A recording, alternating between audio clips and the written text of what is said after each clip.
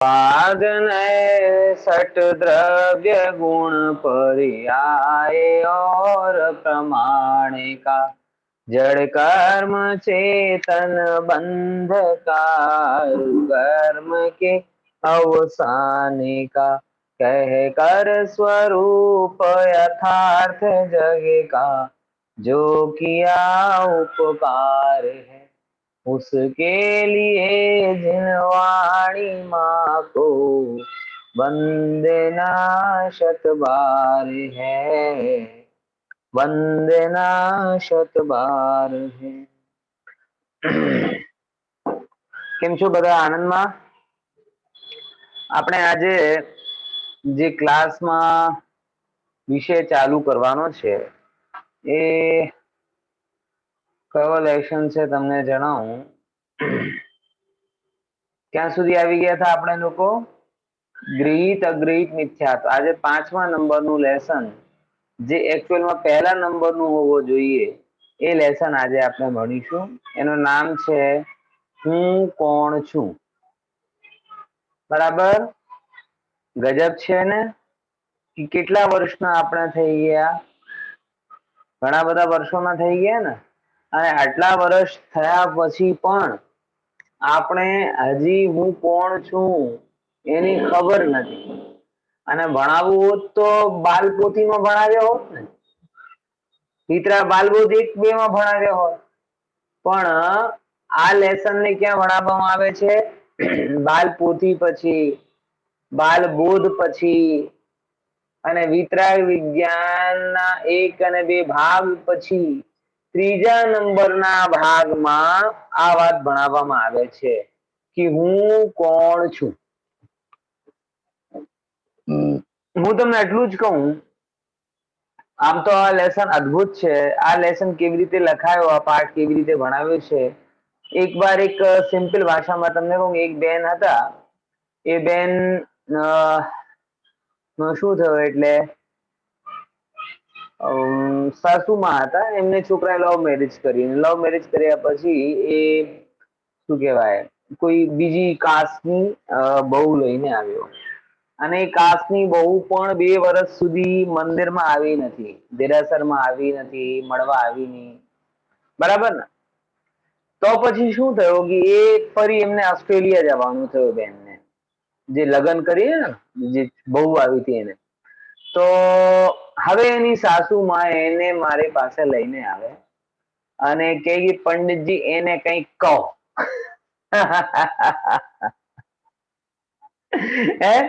એટલે તમે કન્ડિશન સમજી રહ્યા છો ને.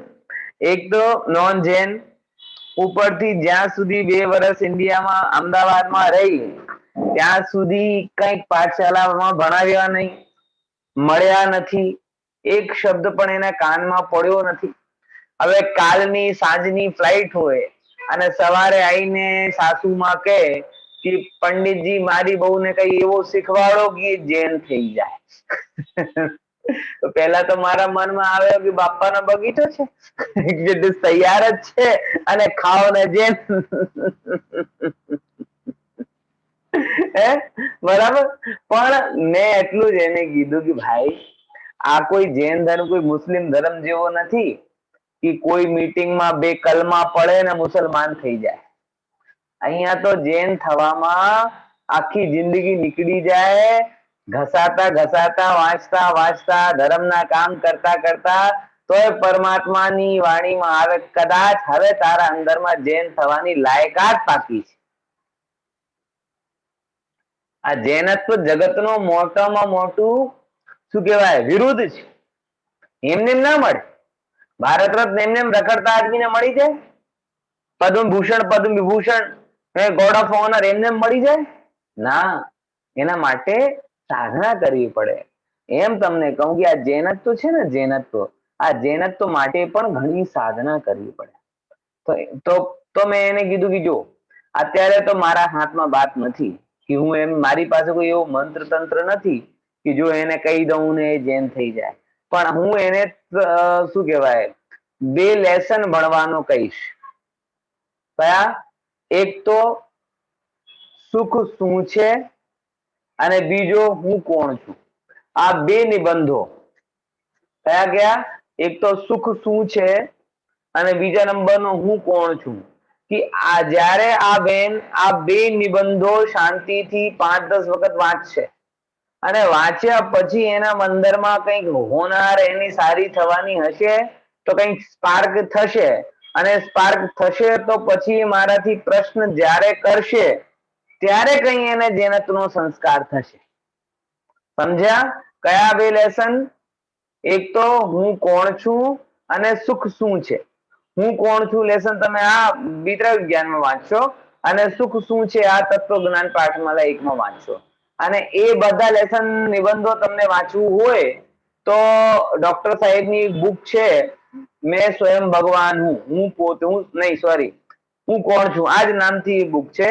એમાં 8-10 નિબંધોનો કલેક્શન છે એસેનું. એ તમે વાંચજો અને વાંચજો એ કેવી રીતે? શાંતિથી વાંચજો, છાપાની જેમ નહીં. શાંતિથી વાંચશો તો તમારી હોનાર સારી થશે, થવાની હશે તો કંઈક લાઈક થશે અને પછી પ્રશ્ન થશે. અને મેં તો એમ જ કીધું તું અને ખરેખર આ ગયા લોકડાઉનની વાત છે કે એ બેનને જ્યારે ત્યાં કંઈક પડ્યો હશે ને તો શાંતિથી એમને 1-2 વાર વાંચ્યા અને વાંચ્યા પછી એ બેન ઘણી વખત મારી જોડે અડધો કલાક 15-20 મિનિટ ચર્ચા કરે છે અને હવે જઈને એમ લાગે છે કે કંઈક સંસ્કાર પાકા થયા છે. તો પહેલી વાર ફોન આવ્યો મેં કીધું શું કોણ? બોલે પંડિત તમને ખબર છે એકવાર મને 2 લેસન વાંચવાના કીધા હતા, મેં વાંચ્યા અને ખરેખર હું હલી ગઈ અંદરથી. તો હવે એટલે એ વાત છે 5 વર્ષ પહેલાની અને 5 વર્ષ પહેલા ગયા લોકડાઉનમાં થોડીક સંસારથી શું કહેવાય નિવૃત્તિ જેવી મળી અને નિવૃત્ત થઈને ફરીથી 2 લેસન વાંચ્યા તો કંઈક જૈનત્વના સંસ્કાર ત્યારે પ્રગટ થાય. એટલે મેં તો એમ જ કીધું તું, મને લગભગ ખાતરી હતી કે આ ક્યાં વાંચશે અને ખરેખર નહોતો વાંચ્યા. 5-7 વર્ષ સુધી તો વાંચે જ નહોતા ને. પછી જયારે કાર્ય મેં કીધું ને હોનહાર પાકવાની હશે તો પાકશે. તો આવું થયું તો પછી હવે લગાતાર ઘણી વખત કોન્ટેક્ટમાં રહે છે અને પ્રશ્નોનો ઉત્તર એમ બધું ચાલે. ખ્યાલમાં આવે છે કે નહીં? તો આ ટાઈપના એ 2 લેસન છે. એમાંથી આ પહેલો લેસન આજે આપણે વાંચવાના છીએ. કયો છે આજના લેસનનું નામ? હું કોણ છું. તો આજના લેસનનું સૌથી પહેલો હોમવર્ક તો હું સૌ કરવા માંગુ છું કે તમારા બધાના જે નામ પડ્યા છે ને અહીંયા હેતલ, ગુડકા, ખુશી, શાહ, સુરેશ શાહ, બરાબર, ગેલેક્સી A7 સૌથી પહેલા જો તમને આનો મર્મ સમજવું હોય તો તમે અમુક સમય માટે આ હું છું આ ભૂલી જાઓ. પછી હું કહીશ કે પિનલબેન જવાબ આપો તો આવું નહીં કહેતા પંડિતજી હું તો ભૂલી જ ગઈ મારું નામ પિનલ છે. સમજ્યા? શ્રદ્ધાનમાં ભૂલવાનું છે, શ્રદ્ધાનમાં ભૂલવાનું છે. લોક વ્યવહારમાં તો કદાચ હું પણ નામ લઈને જ ગઈ, નહીં તો કઈ 40 આત્માઓ ભણે છે ને 50 આત્માઓ ભણે છે ને બીજી આત્મા આન્સર આપે ને છઠ્ઠી આત્મા શાંત રહે, 10મા નંબરની આત્મા મ્યુટ કરી લે, 12મા નંબરની આત્મા સોય નહીં. કેવું લાગે? ખરાબ લાગે ને? બરાબર. તો સૌથી પહેલા નંબરની રિક્વાયરમેન્ટ એ છે કે અમુક સમય સુધી, અને હું તો કહું આ લેસન પૂરતી નહીં, આ હોમવર્ક સદાનો રાખો કે જીવનમાં ગમે તેટલા વ્યસ્ત હો અમુક ટાઈમ તમે શું રાખો કે આ ટાઈમ હું અભિષેક નથી, હું આત્મા છું. બસ હવે આત્મા છું ને આત્મા માટે શું કર્તવ્ય છે આ વિચાર કરીને કરો. અને ખરેખર હું તમને કહું હું આત્મા છું આવું નક્કી જ્યારે તમને થાય ત્યારે તમે કઈ કર્તવ્ય બહાર લાગશે જ નહીં. હે ને? જો આપણે થોડુંક વાંચીશું. આજે ડાયલોગ્સ નથી, આજે આખો નિબંધ છે. તો કોણ વાંચશે આજે? વાંચન કોણ કરશે આજે? જલ્દી બોલો. વાંચન કોણ કરશે આજે? હું વાંચું. કોણ? હું વાંચું એટલે કોણ? હું આત્મા? કઈ આત્મા કહે છે? જ્યોતિકા. હે? જ્યોતિકા. હા, વાંધો નહીં. પહેલી વાર તમારું નામ દેખાય છે. ક્યાં છે જ્યોતિકાબેન? હેન્ડ રેઝ કરો. હા, વાંચો. ચલો, તમારું નામ કોણ છે? જ્યોતિકાબેન. હા, ચલો જ્યોતિકાબેન વાંચો. સરસ.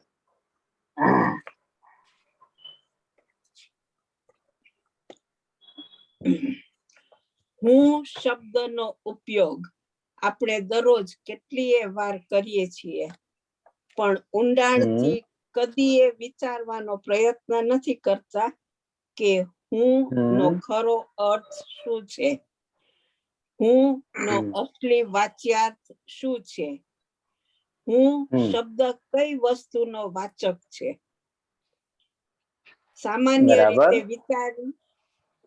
સામાન્ય રીતે વિચારીને તમે કહી શકો કે એમાં ઊંડાણથી વિચારવા જેવી વાત જ શી છે. શું અમે એટલું પણ નહીં સમજતા હોઈએ કે હું કોણ છું? અને તમે જવાબ પણ આપી શકો છો કે હું બાળક છું અથવા યુવાન છું, હું પુરુષ છું અથવા સ્ત્રી છું, હું પંડિત છું અથવા શેઠ છું. પણ મારો પ્રશ્ન તો એ છે, શું તમે એ સિવાય બીજું કાંઈ નથી? એ બધી તો બહારથી દેખાતી સહયોગી પર્યાય માત્ર છે. મારું કહેવાનું હવે આટલા બે પેરાગ્રાફનો અર્થ કરીશું આપણે, પછી લઈ જાઓ. જો હું એટલે આપણે કેટલી વાર બોલીએ છીએ હું શબ્દ? ઇંગ્લિશમાં કહેવાય ને આઈ ઇઝ ઓલવેઝ કેપિટલ. આઈ એટલે હું. તો આપણે 50 વાર મને એવું છે, હું આમ છું, તમને ખબર નથી હું કોણ છું, તમને ખબર નથી હું કોણ છું. એટલે આપણે હું શબ્દ જોડે કેટલું પ્રયોગ આપણે કરીએ છીએ. પણ ખરેખર અહીંયા એમ પ્રશ્ન કરે છે કે આ હું શબ્દ તો વાચક છે. વાચક અને વાચ્ય સમજે ને? વાચક એટલે આ જેમ કે આ મોબાઈલ છે, દાખલા તરીકે આ શું છે? મોબાઈલ છે. આમાં અત્યારે દેખાતો ના હોય કે આ લેપટોપ છે, આ હાથ છે, બરાબર? આ હાથ છે ને, તો આ હાથ તો હાથ મેં બે વસ્તુ કીધી, એક તો હાથ શબ્દ છે એ વાચક, અને બીજો એ હાથ વસ્તુ એ વાત છે. એટલે જે શબ્દ જેને હાઇલાઇટ કરે છે એ કહેવાય છે વાચ્ય. તો હું શબ્દ વાચક છે અને એનાથી જે સિદ્ધ થાય છે એવી આત્મા કે જે વોટેવર તમે ગણતા હોય એ વાચ્ય છે. હવે અહીંયા આપણે એમ વિચારવાનું છે કે આપણે હું 50 વાર કહીએ પણ હું એટલે શું, હું એટલે શું એ આપણે કઈ ખબર હોતો નથી. તો એ જ અહીંયા કહે છે. તો શરૂઆતમાં તો લાઈટ વેમાં કહે છે કે ભાઈ આમાં વિચારવાનું શું છે? હું આપણે ખબર નથી કે હું કોણ છું. તમે હવે મને જણાવશો કે હું કોણ છું? એવું થાય છે ને? તમે જણાવશો મને કે હું કોણ છું? અરે ભાઈ, હું બાલક છું, હું અભિષેક છું, કે હું પંડિત છું, કે હું સ્ત્રી છું, કે હું પુરુષ છું, કે હું શેઠ છું, કે હું આમ છું, કે હું તેમ છું, કે હું શું કોણ છું? એટલે તમે ગંભીરતા સાથે જોવા જશો તો સામાન્ય વ્યક્તિ તો એમ જ લાગશે કે આ ગજબ છે, આટલા મોટા લોકોને આ ભણાવવામાં આવે. એ તો બહુ નાના વેદાંશ જેટલો હોય. મારો છોકરો છે ને 2 વર્ષનો, તો એના જેવા છોકરાને ભણાવવામાં આવે વેદાંશ કોણ છે? કે હું છું. તો આ તો 2 વર્ષમાં અમને ખબર પડી ગઈ વેદાંશ એટલે હું. અહીંયા તમે અમને 80 વર્ષના થઈ ગયા, 60 વર્ષના થઈ ગયા, તમે મને આ ભણાવો છો કે હું કોણ છું, હું કોણ છું? બરાબર? તો એક લાઇટ વેમાં અહીંયા વાત કરી. હવે એને થોડુંક આગળ લઈ જઈશું. તો અહીંયા એ કહે છે પણ મારો પ્રશ્ન એ છે કે તમે એ સિવાય બીજું કંઈ નથી? એટલે આટલું જ તમારું અસ્તિત્વ છે? જે અભિષેકમાં દેખાય છે, કે જે સ્ત્રી પુરુષમાં દેખાય છે, કે બહારના સંયોગમાં દેખાય છે, કે શરીરમાં દેખાય છે, શું આપણો જે એક્ઝિસ્ટન્સ છે આટલી પૂરતી જ છે? એના સિવાય બીજું કઈ મારી સત્તા નથી, મારો અસ્તિત્વ નથી? તો એ અહીંયા કહે છે. જો હવે કહો જ્યોતિબેન, બોલો જ્યોતિબેન, હાજર હો?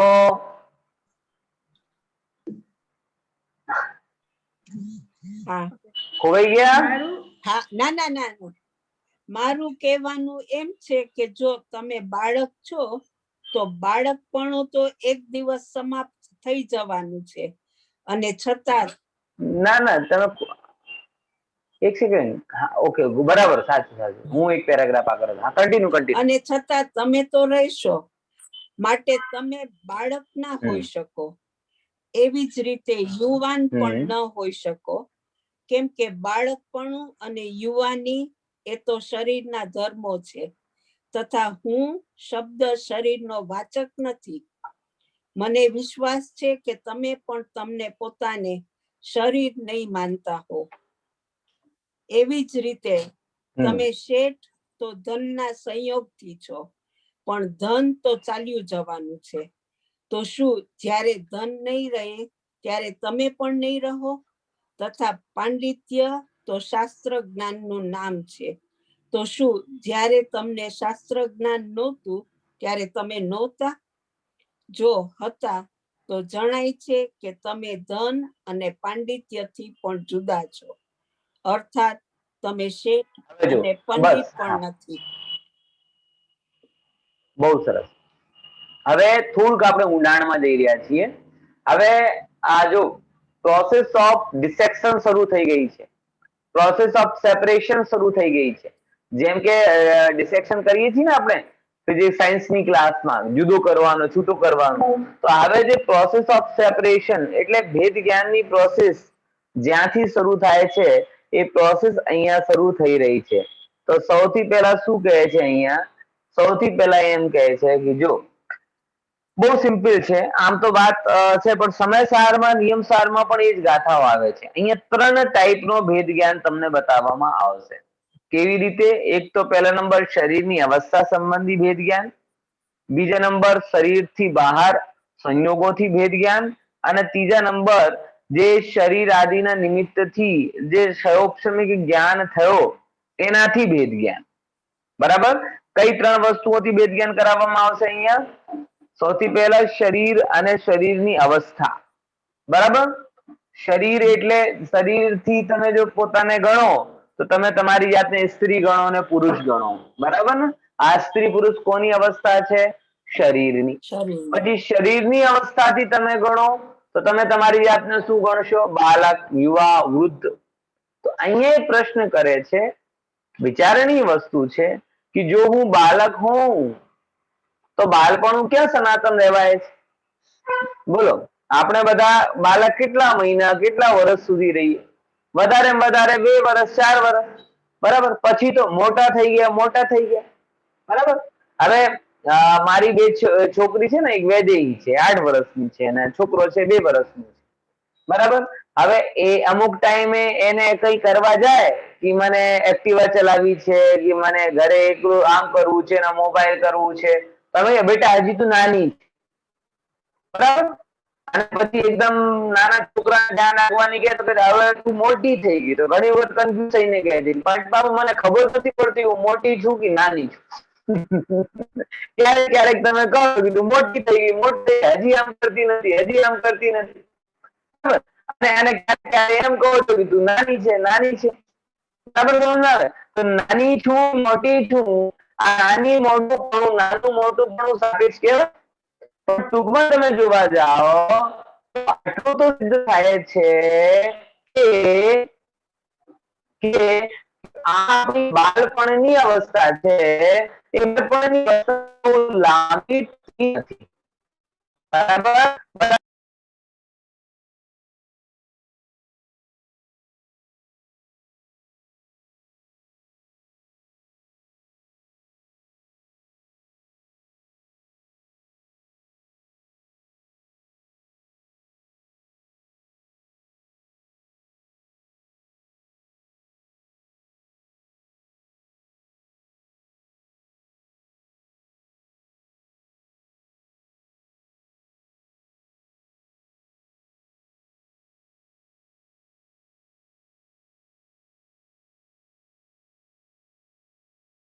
થઈ ગયો. એમાં શું હતું? હા, એમાં શું હતું, મને આઈડિયા નહોતો અને મારો ડેટા પ્લાન પણ પતી ગયો અને બહુ પહેલા મેં એક બૂસ્ટર પ્લાન નાખ્યો હતો, એ પણ બંને સાથે પત્યા, એટલા માટે આવું થયું. અને કર્મ સિદ્ધાંતની દ્રષ્ટિએ જોવા જઈએ તો આવું તમારા લોકોનો અંત રહ્યો તો માટે થયો. માટે એક સામટા બંને બે પત્યા. નહીં તો આવું ક્યારે બને નહીં કે મારો બૂસ્ટર પ્લાન પણ એક સાથે પતી જાય અને data plan per day limit પણ એક સાથે પતી જાય. કઈ વાંધો નહીં. હવે ફરીથી આપણે સેવામાં હાજર છીએ. બરાબર? તો 3 પ્રકારના વસ્તુઓથી આપણે ભેદ જ્ઞાન કરવું છે અને 3માં કઈ કઈ 3 વસ્તુઓ હતી? હા, સૌથી પહેલા શરીર. તો શરીરની અવસ્થા એ બદલાય છે. તો જો શરીર એ હું હોઉં તો શરીરની બદલતી અવસ્થા એ પણ એની સાથે હું પણ બદલાઈ જાઉં. જેમ કે બાળકપણું અને યુવાની એટલે આ શરીરનો ધર્મ છે. તો બાળક જ્યારે યુવાન થાય ત્યારે એ બાળકપણું નષ્ટ થાય. એ જીવ એટલે હું પણ નષ્ટ થતો નથી. કેમ કે જ્યારે હું વાત કરું ત્યારે એમ જ કહું છું કે હું બાળક છું, હું યુવાન છું, હું વૃદ્ધ થઈ ગયો. આમ જ ક્યાંની શેની મુખ્યતા આવે? હુંની. તો હું પણ તો ક્યારે નષ્ટ થતો નથી. એ અહીંયા કહે છે હું શબ્દ શરીરનો વાચક નથી. અને અહીંયા એમ કહે છે મને વિશ્વાસ છે કે તમે પણ તમને પોતાને શરીર નહીં માનતા હો. બોલો કેટલા લોકો લેખકના વિશ્વાસને જાળવી રાખશે? બોલો લેખક તો વિશ્વાસ કહીને કહી દે છે કે તમે બોલા મને વિશ્વાસ છે, હા તમે ટોપ કરશો. ને આપણે ફૂદડી સાથે પાસ થઈએ તો, એટીકેટી સાથે પાસ થઈએ તો બોલો વિચાર કરીને. એટલે આચાર્યો એમ ભરોસો રાખે છે, લેખક જે છે એ બધા ભરોસો રાખે છે કે મને ભરોસો છે કે તમે આવું માનતા નહીં હો કે હું શરીર છું. અને ખરેખર આમ જોવા જઈએ ને તો તમે ગ્રામેટિકલ પણ ક્યારે પ્રયોગ કરો તો માય બોડી કહો છો, આઈ બોડી ક્યારે કહેતા નથી. કહો છો ધીસ ઇઝ માય બોડી. શું કહો છો? This is my body. આ મારો શરીર છે. અને જ્યારે કોઈ પણ જીવ એમ કહે કે આ મારો શરીર છે એનો મતલબ છે કે આ હું નથી. બોલો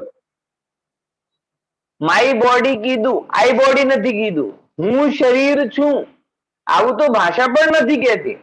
મેરા શરીર હૈ, માય બોડી.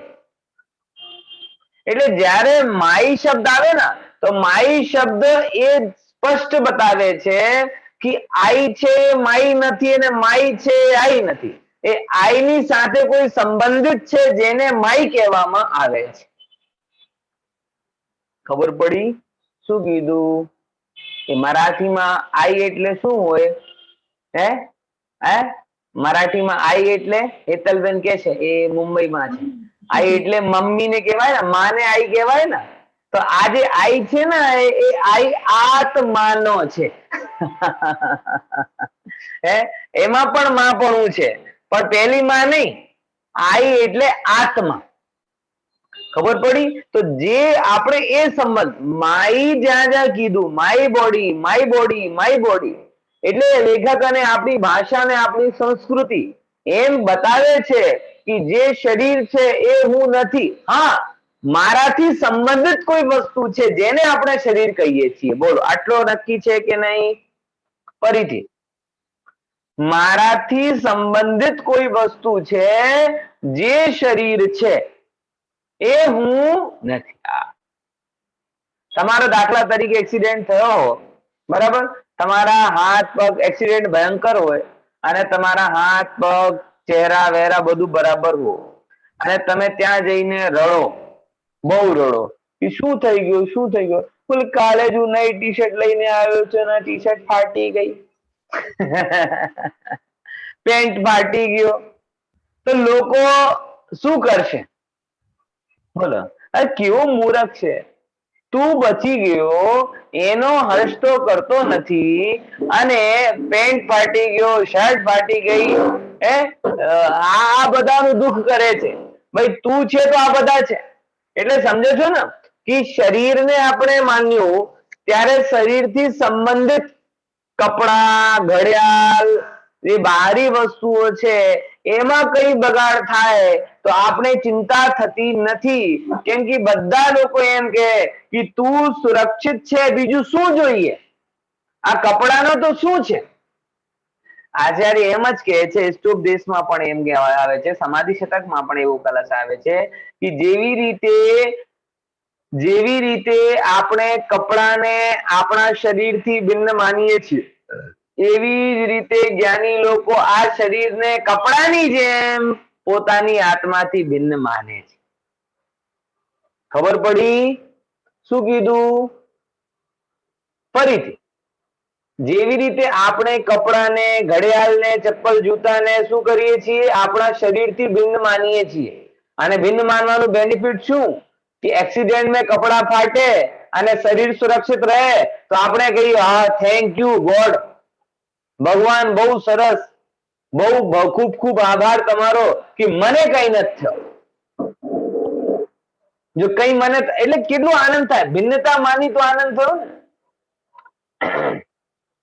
એમ જેવી રીતે આપણે શરીરથી ભિન્નતા માનીએ અને શરીર કે કપડાથી ભિન્નતા માનીએ તો કપડા ફાટે તો આપણે કઈ દુઃખ આટલું બધું થતું નથી. એમ જ્ઞાની જન શરીરને કોની જેમ ગણે છે?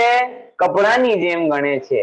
એટલે આ શરીર કપડાની જેમ ફાટી જાય તો જ્ઞાનીઓને દુઃખ થતો નથી. આટલું જ નથી, સમાધિ શતકમાં આ વાતને કહેવા માટે આચાર્ય 4 શ્લોક લખે છે. કેવી રીતે લખે છે? જીર્ણ વસ્ત્રે યથા કોપી જીર્ણમ ના મન્યતે જના જીર્ણતે તથા આયમ જીર્ણમ કિમ મન્યતે જના, કે જેમ આ કપડો જૂનો થઈ જાય તો કોઈ પોતાને એમ નથી માનતો કે હું ઘરડો થઈ ગયો, અને નવો કપડો પહેરે તો એમ નથી માનતો કે હું યુવાન છું. ધોળો કપડો પહેરે તો હું એમ નથી માનતો કે હું ધોળો છું. કાળો કપડો પહેરે તો હું એમ નથી માનતો કે હું કાળો છું. એક કપડો ફાટી જાય તો એમ નથી માનતો કે હું ફાટી ગયો. એટલે જેવી રીતે કપડાથી ભિન્નતા કરો છો એવી જ રીતે આચાર્ય શરીરથી ભિન્નતા કરાવે છે. અને આટલું જ તમને કહું છું કે તમે જ્ઞાની ક્યારે થશો? આ પરમાગમ ઓનર્સમાં 5 વર્ષ ભણી લેશો તો જ્ઞાની થઈ જશો એવો નથી. સ્મારકમાં આવીને પંડિત શાસ્ત્રી કરી લેશો તો જ્ઞાની થઈ જશો એવું પણ નથી. તમે જ્ઞાની ક્યારે થશો કે જે ક્ષણ તમે જેવી રીતે કપડા શરીરથી ભિન્ન છે એવી જ રીતે હું આ શરીરથી ભિન્ન છું આવો નક્કી કરશો તો જ્ઞાની થશો. બાકી બધું વાંચેલું સાંભળેલું જ્ઞાન છે. અને જે ક્ષણ તમને આવી પ્રતીતિ થશે તો ડોક્ટર કહી દેશે કે હવે કોઈ હોપ નથી, અને ત્યારે પણ તમે કહેશો કે મને કઈ વાંધો નથી. જ્યારે બધા જગત કહેશે કે ના ના હવે કઈ એનો થવાનો નથી, તમે મારો મને થશે શું, થવાનો નથી એટલે શું, મને કઈ થતો જ નથી. ખ્યાલમાં આવે છે કે નહીં ભાઈ? આ છે શરીરથી ભિન્નતાનો અભ્યાસ ઘડી દો ઘડી જરૂર કરવાનો. હે ખ્યાલમાં આવે છે કે નહીં? બહુ સુંદર છે. પ્રવીણાબેન કહે છે શ્લોક પોસ્ટ કરો તો આ તો સમાધિ શતકમાં છે, 4 4 5 5 શ્લોક છે. તમે જોજો, હશે તો હું તમને આપી દઈશ. બરાબર? ખ્યાલમાં આવે? એટલે નિરંતર આઈ શબ્દ છે ને, આઈ એટલે માત્ર ને માત્ર આત્માનો વાચક છે. અને બોડી કીધી એટલે માય બોડી, એટલે બતાવે છે કે આઈ સાથે સંકળાયેલો કોઈ પદાર્થ એને શરીર કહેવામાં આવે છે. આઈ એટલે હું નથી. તો એક વસ્તુથી બેઝ જ્ઞાન કરાયો, પછી બીજા નંબરની વાત જો. એવી જ રીતે તમે શેઠ છો તો ધનના સંયોગથી છો, પણ ધન તો ચાલ્યા જવાનું છે. તો શું ત્યારે ધન નહીં રહે ત્યારે તમે પણ નહીં રહો? બોલો, વિચાર કરીને જો. આ ભારતનો નીરવ મોદી યુકે જતો રહ્યો, હે બધું ધન મકાન વૈભવ છોડીને અહીંયા, તો શું નીરવ મોદી નથી રહ્યો? પાછો આવી ગયો. આપણા તો બધા માલ્યા યુકે જતા રહે, યુકે વાળા બહુ બોલાવી લે અમારા ઇન્ડિયા વાળાને. હે બોલો, આખી પ્રોપર્ટી છોડીને ત્યાં જતો રહ્યો, હે તો શું એનો નષ્ટ થઈ ગયો કઈ? આપણે ફરવા જઈએ 10 10 15 દિવસ યુરોપ અમેરિકા બધા ફરીને આવીએ તો શું આપણો બધું જતો રહે છે? હું મારા જે કહેવાય નેટિવ પ્લેસમાં જે મારું મકાન છે એ છોડીને અમદાવાદ રહું છું, તો શું મારા અંદરમાં કઈ ઘટી ગયો? તો જો મકાનના સંયોગથી હું મકાન વાળો કહેવાયો, ધનના સંયોગથી હું ધન વાળો કહેવાયો, સ્ત્રી પુત્ર આદિના સંયોગથી હું પતિ અને પિતા કહેવાયો, પણ આ બધું કહેવા છતાં પણ શું પહેલા હું નહોતો? એ હતો જ. તો જે પહેલા પણ હતો, આજે પણ છે અને કાલે પણ રહેશે એ હું છું. જે કાલે હતો આજ નથી અને આજે છે કાલે નહીં રહેવાનો છે એ હું નથી. ખ્યાલમાં આવે છે કે નહીં? તો બે વસ્તુથી થઈ ગઈ ભેદ જ્ઞાન. કઈ વસ્તુથી? શરીરથી અને સંયોગથી. હવે ત્રીજા નંબરની વાત. હવે ત્રીજા નંબરમાં કઈ વસ્તુ કીધી છે? જે છયોપસમિક જ્ઞાન તથા પાંડિત્ય તો શાસ્ત્ર જ્ઞાનનું નામ છે, બરાબર? શું જ્યારે તમને શાસ્ત્ર જ્ઞાન નહોતું ત્યારે તમે નહોતા? બોલો. આ પંડિત તો ક્યારથી બન્યું ભાઈ?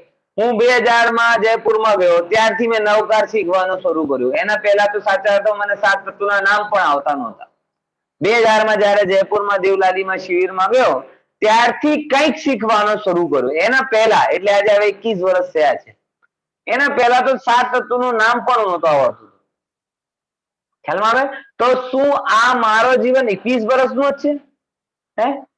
અને આ પછી આવે છે ને આ ગુજરાતી પોયમ, પંડિત ચાલ્યા જાય છે, પંડિત ચાલ્યો જાય છે. બોલો, આ કોરોના કાળમાં કેટલા પંડિતો જતા રહ્યા? હે, પંડિત ચાલ્યો જ હશે. હે, આવે છે ને ગુજરાતી પોયમ, પંડિત ચાલ્યો જાય છે. હે, ક્યાં જતો રહે છે? પંડિત આવી તો તમારી નીકળી જશે, પછી શું કરશું? હે, ખ્યાલમાં આવે છે કે નહીં ભાઈ? આ પાંડિત્ય પણ હું નથી. જેમ અહીંયા પાંડિત્ય નહીં કીધું એમ તમે બધા તમારા બધા જ્ઞાનને લેશો. કોઈ ડોક્ટર છે, કોઈ લોયર છે, કોઈ સીએ છે, કોઈ બિઝનેસમેન છે, કોઈ હાઉસવાઈફ છે. આ બધું પણ જે તમને અર્ન કરેલો જ્ઞાન છે, અર્જિત કરેલો જે જ્ઞાન છે, એ શાસ્ત્ર જ્ઞાન પણ સનાતન નથી. એ પણ બદલાઈ જવાનો છે, નષ્ટ થઈ જવાનો છે. એટલે તમે પણ પંડિત પણ નથી. તો પછી પ્રશ્ન આવે કે તમે કોણ છો? કોણ છો? હવે કોણ બતાવશે આગળ? બોલો. હવે કોઈ નવો હાથ હેન્ડ રેઝ કરો જલ્દી. હા ચલો, કોણ? એ ઘણા લોકો જે પહેલા વાંચી ચૂક્યા છે એવા જ લોકો છે. નવા લોકો કોઈ છે? હા, હું છું. મેં નથી વાંચ્યું. હા ચલો, રાજેશભાઈ નામ છે ને તમારું? શું છે? લલિતભાઈ. લલિતભાઈ વાંચો. હા, લલિતભાઈ વાંચો. સરસ, ચલો. ત્યારે પ્રશ્ન ઉઠે છે કે આખરે હું કોણ છું? હું છું કોણ? જો એકવાર આ પ્રશ્ન અંતરના ઊંડાણમાંથી ઉઠે અને તેના સમાધાનની સાચી જિજ્ઞાસા જાગે તો એનો ઉત્તર મળવો દુર્લભ નથી. પણ આ હું પરની ખોજમાં સ્વને ભૂલી રહ્યો છું.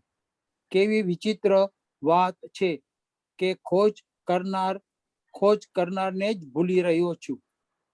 આખું જગત પરની સંભાળમાં એટલું ડૂબેલું જણાય છે કે હું કોણ છું એ વિચારવાની કે સમજવાની એને ફુરસદ જ નથી.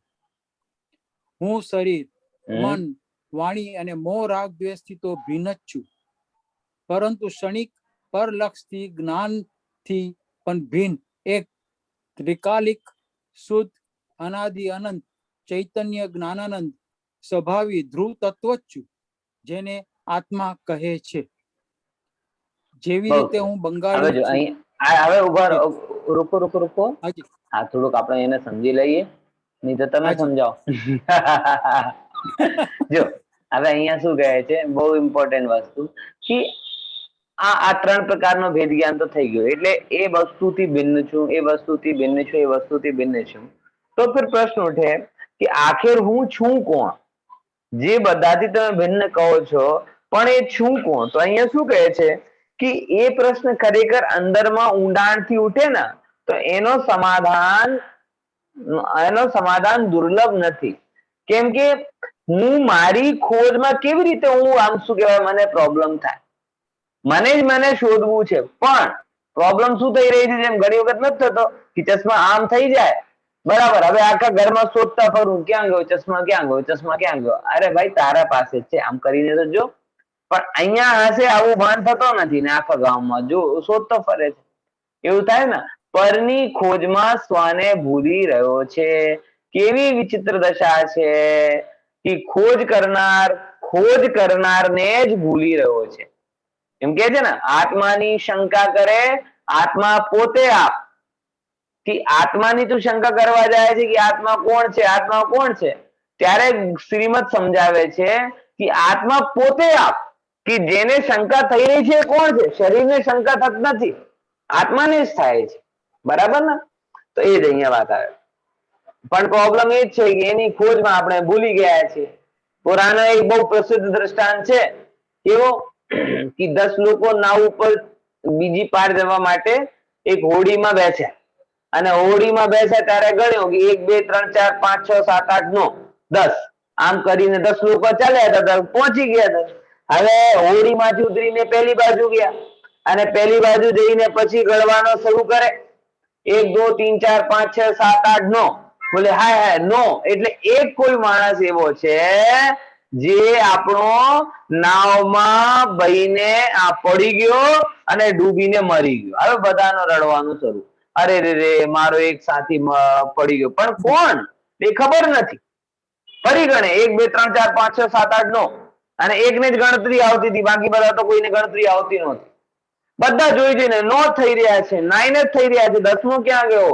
હોય ના હોય બધું નાવમાં પડીને મરી ગયો છે। બધા રડવા લાગે। ત્યારે એક સમજદાર માણસ આવે કે છે કે ભાઈ તું ગણ, પોતાને ગણ। તો પછી પોતાને જયારે ગણવાનું શરૂ કરે ત્યારે કેટલા નીકળે? 10 નીકળે। તો ભૂલ ક્યાં થઈ રહી છે કે ગણનારો પોતાને ભૂલી ગયો। હવે બોલો આ જે સમસ્યા છે આ કોઈ બહુ ઊંડો સોલ્યુશન છે કે બહુ સિમ્પલ સોલ્યુશન છે?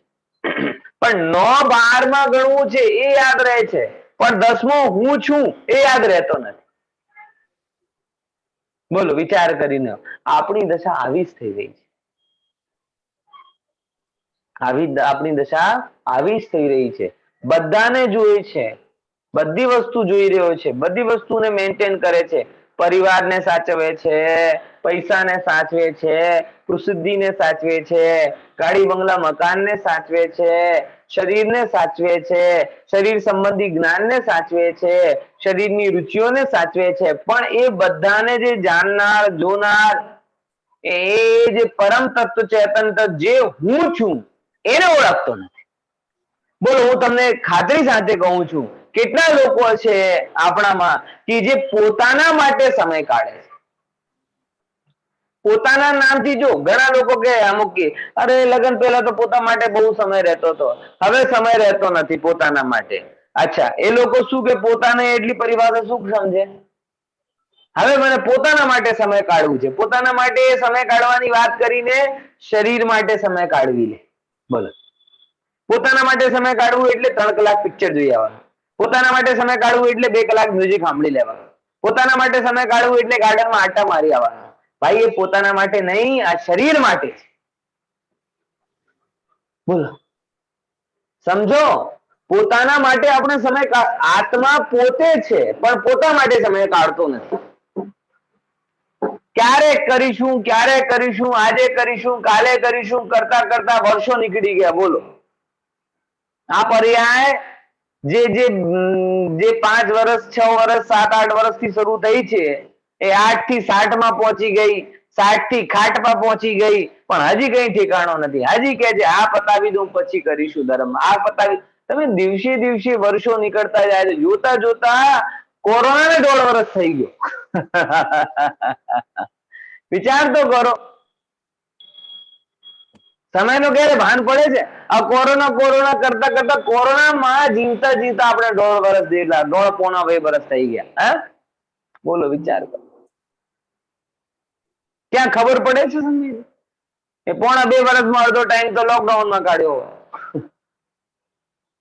વિચાર કરો। એટલે ભાઈ હવે આજીને જો લોકડાઉનમાં પણ ધંધો નથી થઈ રહ્યો આની ચિંતા છે, આજીવિકા બંધ છે એની ચિંતા છે, હરવા ફરવાનો બંધ થઈ ગયો આની ચિંતા છે, પણ આવા સુંદર સમયમાં પણ આત્મા આરાધનામાં હું સમય કાઢતો નથી એની ચિંતા નથી। સુંદર સમય કેમ કીધું? કેમ કે આ સમય તમારી કોઈ ફરિયાદ કામ લાગશે નહીં। આ સમય તમારી કોઈ ફરિયાદ નહીં, કેમ કે બધું તમે એમ કહે ટાઈમ રહેતો નથી, ટાઈમ જ ટાઈમ છે। ટાઈમ પાસ કેવી રીતે થાય? ચિંતા આવી થઈ ગઈ છે લોકોની। બરાબર સમજમાં આવે છે? એટલા માટે આ ગંભીર વસ્તુ છે ભાઈ। વિચાર કરજો કે ખોજ કરનારને જ ભૂલી ગયો છે, એમ જ આખું જગત પરની સંભાળમાં એટલો ડૂબેલો જણાય છે કે હું કોણ છું એ વિચારવાની કે સમજવાની એને ફુરસત જ નથી, ફુરસત જ નથી મળતી। પછી શું કરે જો, હવે અહીંયા એડ્રેસ પોતાનું બતાવે છે, હું શરીરથી ભિન્ન, મન વાણી અને મોહ રાગ દેશથી તો ભિન્ન છે, આ તો ખબર પડી, મન વચન કાયથી ભિન્ન.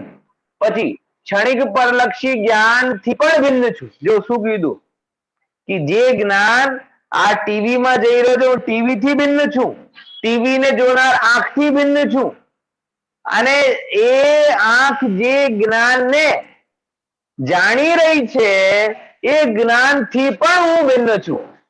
બોલો, એ વચ્ચે એક પ્રશ્ન આવ્યો હતો ને વિચાર સંબંધી, કોનો હતો પ્રશ્ન? કોઈનો હતો ને વિચાર, કદાચ હરકભાઈ નો હતો, કોનો હતો? ગ્રુપમાં પણ આવ્યો હતો વિચાર સંબંધ, વિચાર કોણ છે? હા, હરકભાઈ નો હતો. તો આ વિચાર પણ પૂતગલના છે. કેમ? હા, કારણ કે વિચાર જે મોટા ભાગેના આપણા વિચાર છે એ કોના લક્ષમાં થાય છે? બતાવો મને. મનના પાંચ ભાવના. ઇન્દ્રિયો કોના લક્ષમાં વિચાર કરે છે? શરીરને લક્ષમાં, પરના લક્ષમાં, પૂતગલના લક્ષમાં જ કરે છે. બોલો, અહીંયા જોતા જોતા પણ જ્યારે જ્યારે તમે નજર ફેરો છો, મને ખબર પડે છે ઘણી વખત, કોને જોઈને? ચૈતન્ય આત્માને જોઈને તો નજર ફેરતા નથી. કોઈનો છોકરો આવી જાય, કોઈને કંઈક ફોન આવી જાય, કોઈકને કંઈક થાય, કોઈકને કંઈક થાય, એટલે સમજો છો ને? અને કોઈક આમ હાજર હોય પણ એબસેન્ટ હોય, પ્રેઝન્ટ બોડી એબસેન્ટ માઇન્ડ. થાય છે કે નથી થતો? આ કોના લક્ષી થાય છે? મને આમ કહો. પ્રવચન સાંભળતા સાંભળતા તમારું ધ્યાન જે બહાર ગયો, તો ચૈતન્ય આત્માના લક્ષથી ગયો કે પૂતગલ પરમાત્માના લક્ષથી ગયો? બોલો. બાર તો પૂતગલ પરમાણુમાં, બાર તો પૂતગલના લક્ષથી જ જાય. આમ તમે સમો શરણમાં મુનિરાજો પણ દિવ્ય ધ્વનિ સાંભળતા સાંભળતા, દિવ્ય ધ્વનિથી શું કરે કે દિવ્ય ધ્વનિ સાંભળતા સાંભળતા પણ એ પોતાનો લક્ષ્ય અંદરની બાજુ ખસેડી લે, તો એ દિવ્ય ધ્વનિથી એબસેન્ટ થાય પણ અંદરમાં પ્રેઝન્ટ થઈ જાય. અને આપણે પ્રવચન સાંભળતા સાંભળતા દુકાનમાં, મકાનમાં, ટીવીમાં, છોકરામાં, શરીરમાં, કઈ નહીં તો બેઠા બેઠા આમ જ વિચાર કરશે. ઘણા લોકોને પેરમાં દુખવા લાગે તો ધ્યાન પેરમાં જતો રહે, ગરદન દુખે તો ગરદનમાં જતો રહે. બોલો, વિચાર કરો. એટલે કોના લક્ષમાં ગયો? શરીરના લક્ષમાંથી ગયો. અહીંયા એ કહે છે કે જે જ્ઞાન શરીરના લક્ષથી કે પૂતગલના લક્ષથી બહાર જાય, એ જ્ઞાન પણ હું નથી, હું એનાથી પણ ભિન્ન છું, એમ કહી રહ્યા છે. ઓહો, છે કે નહીં ગજબ? શરીરથી તો ભિન્ન છું જ, સંયોગથી તો ભિન્ન છું જ, પણ જે જ્ઞાન શરીર અને સંયોગમાં જ મંડી પડ્યો છે એનાથી પણ હું ભિન્ન છું.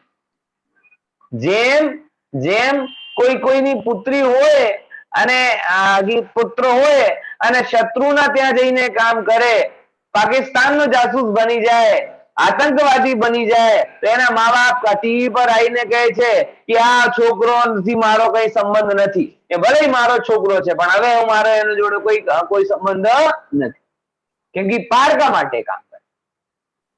એમ ગાયક ભગવાન આત્મા પણ જ્ઞાનથી કહે છે કે તું જ્ઞાન કોના હિસ્સામાં જાય છે? બોલે પૂતગલના. તો જ્ઞાયક પરમાત્મા કહે છે તારી જોડે મારો કોઈ કનેક્શન નથી, હું તું નથી. બોલો, એટલે જ્ઞાયકની દ્રષ્ટિમાં પરલક્ષી જ્ઞાન આતંકવાદી છે.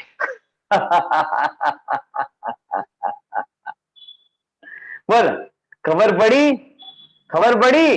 હા, જ્ઞાયકની દ્રષ્ટિમાં પરલક્ષી જ્ઞાન ઇઝ અ ટેરરિસ્ટ. એની જોડે કોઈ સંબંધ બનાવવા નથી માંગતો. એને ખબર છે કે આ જ્ઞાન ધડાકો જ કરવાનું છે, આ મારો સ્વભાવ નથી. હા, આવું છે ભાઈ. જો હા, એટલા માટે ભિન્નતા કરે છે. આગળ લો લલિતભાઈ. હાલો. જેવી રીતે હું બંગાળી છું, હું મદ્રાસી છું અને હું પંજાબી છું, એવા પ્રાંતિયતના ઘટાટોપમાં માણસ એ ભૂલી જાય છે કે હું ભારતીય છું, અને પ્રાંતિયતના ગાઢ અનુભવથી ભારતીય રાષ્ટ્રીયતા ખંડિત થવા લાગે છે. તેવી જ રીતે હું માણસ છું, દેવ છું, પુરુષ છું, સ્ત્રી છું, બાળક છું, યુવાન છું વગેરેમાં આત્મબુદ્ધિના વાદળામાં આત્મા ઢંકાઈ ગયો જેવો થઈ જાય છે. જેમ આજના રાષ્ટ્રીય નેતાઓનું કહેવું છે કે દેશપ્રેમી ભાઈઓ તમે બધા મદ્રાસી અને બંગાળી હોવા છતાં ભારતીયો છો એ કેમ ભૂલી જાઓ છો? તેવી જ રીતે મારું કહેવાનું છે કે હું શેઠ છું, હું પંડિત છું, હું બાળક છું, હું વૃદ્ધ છું ના કોલાહલમાં હું આત્મા છું તેને આપણે કેમ ભૂલી જઈએ છીએ? જેમ ભારત દેશની અખંડતા ટકાવી રાખવાને માટે એ જરૂરી છે કે દરેક ભારતીયમાં હું ભારતીય છું એવી લાગણી પ્રબળ હોવી જોઈએ. ભારતની એકતા માટે ઉપરોક્ત લાગણી જ એકમાત્ર સાચો ઉપાય છે. જેવી રીતે હું કોણ છું નો સાચો ઉત્તર મેળવવા માટે હું આત્મા છું ની અનુભૂતિ પ્રબળ બને એ અત્યંત જરૂરી છે. હા, સરસ. હા. હવે એક એક્ઝામ્પલ આપ્યો. હાજી. એક્ઝામ્પલ આપ્યું, બહુ સરસ એક્ઝામ્પલ છે અને પ્રેક્ટિકલ એક્ઝામ્પલ છે કે આજના દેશમાં જ્યારે સેપરેટ લોકો હોય એ જુદી જુદી રીતે ડિવાઈડ કરે, બરાબર?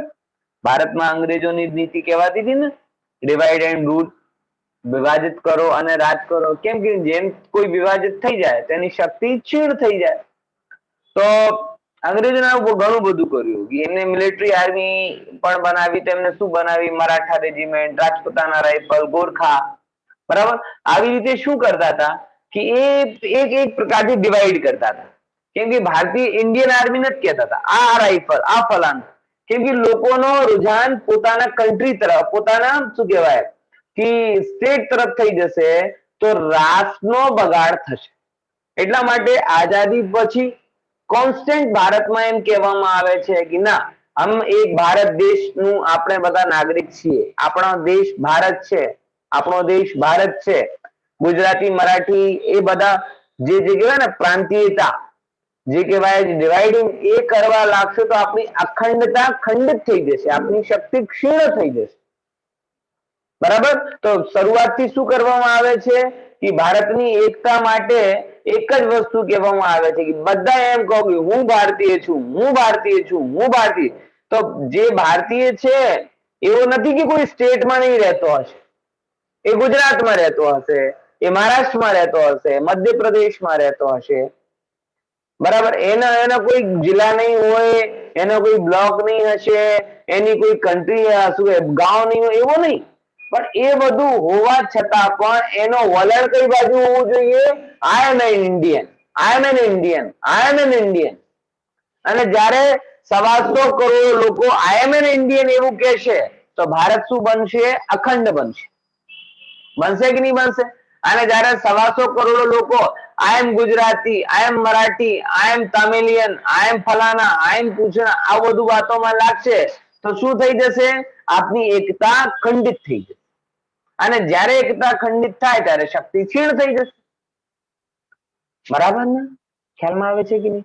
તો શું કરવાનું જરૂર છે કે બધા લોકો ભેદને ભૂલીને એક પોતાના સ્વરૂપમાં અહમપણું કરે. એમ અહીંયા કહે છે. જ્યારે આપણા અંદરમાં પડેલા અનંત ગુણો, એમ નહીં કહેશે કે આઈ એમ જ્ઞાન, આઈ એમ દર્શન, આઈ એમ ચરિત્ર, આઈ એમ સુખ, આઈ એમ વીર્ય, આઈ એમ ફલાણા, આઈ એમ એસા, આઈ એમ વૈસા. એટલે જ્યારે એ બધા ગુણો આમ નહીં કહેશે. બધા ગુણો શું કહેશે? આઈ એમ ગાયક.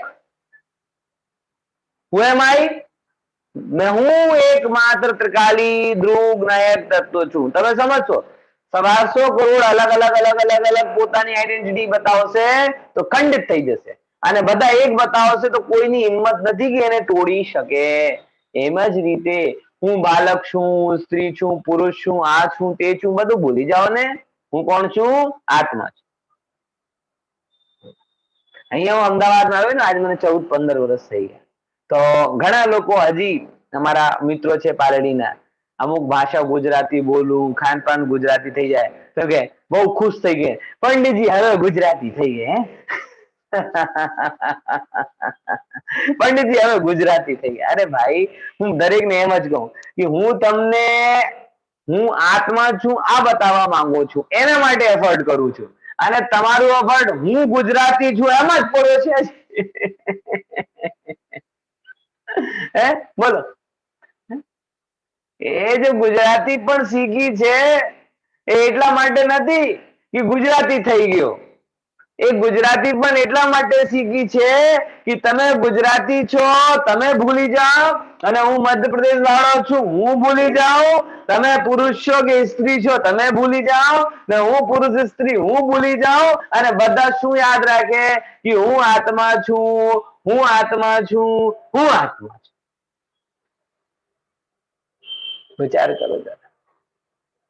એટલે આ જ્ઞાનની કઈ વેલ્યુ નથી. એટલા માટે કોઈને બધા કલ્ચર, જો બીજા નંબરની વાત કહું, જો આ વ્યક્તિ રહેશે ને, જેમ કે કોઈ ભારત છે, આટલી મોટી યુનિટ છે, તો સ્વાભાવિક છે એનો એક લોજિકલી આપણે ડિસેન્ટ્રલાઇઝ કરવું જ પડશે.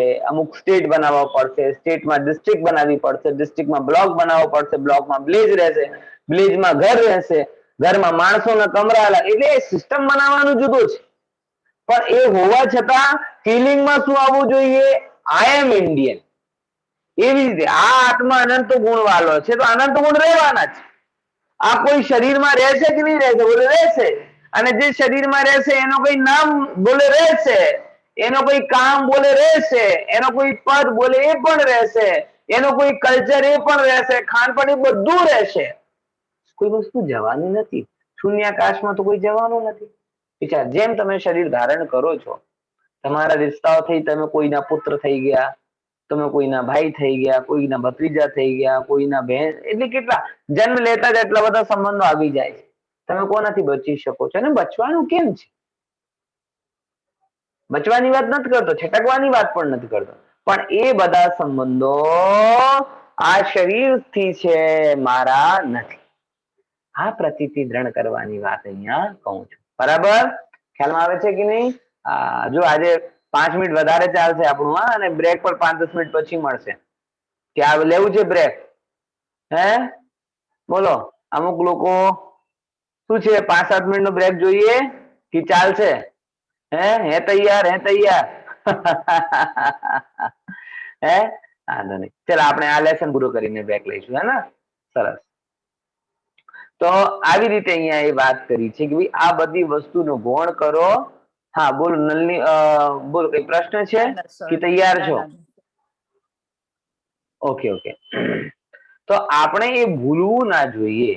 આ બધી વસ્તુ રહેવાની. હું પુરુષ પણ મારી પર્યાયમાં રહેશે, અમુક માતા પિતા બધા સંયોગ ઉપાધિઓ પણ રહેશે, પણ વિચારવાની વસ્તુ શું છે કે આ બધું હું નથી. જેમ ભારતની અખંડતા માટે શું જરૂરી છે કે હું ભારતીય છું, આ અનુભૂતિ પ્રબલ જરૂરી છે.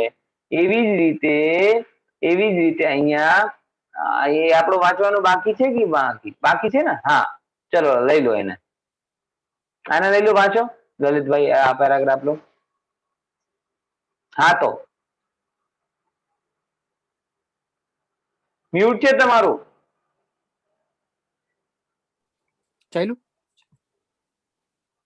હા હા ચાલુ ચાલુ. હા તો સ્ત્રી, પુત્ર, મકાન, રૂપિયા, પૈસાથી તો ભિન્ન છું જ, પરંતુ શરીરથી પણ હું ભિન્ન છું.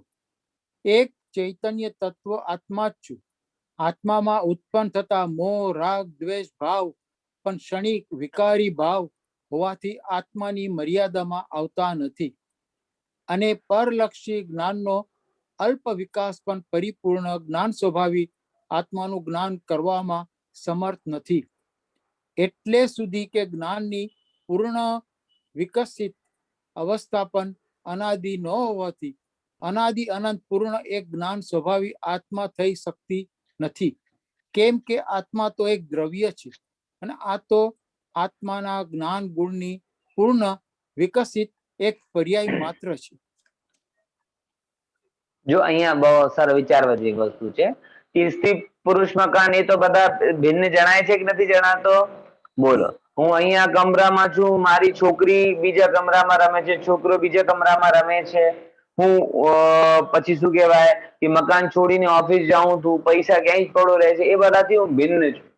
શરીરથી પણ ભિન્ન છું. જો આ પ્રત્યક્ષ ભિન્ન છે, અને આ સાથ રહે છે તો પણ ભિન્ન છે.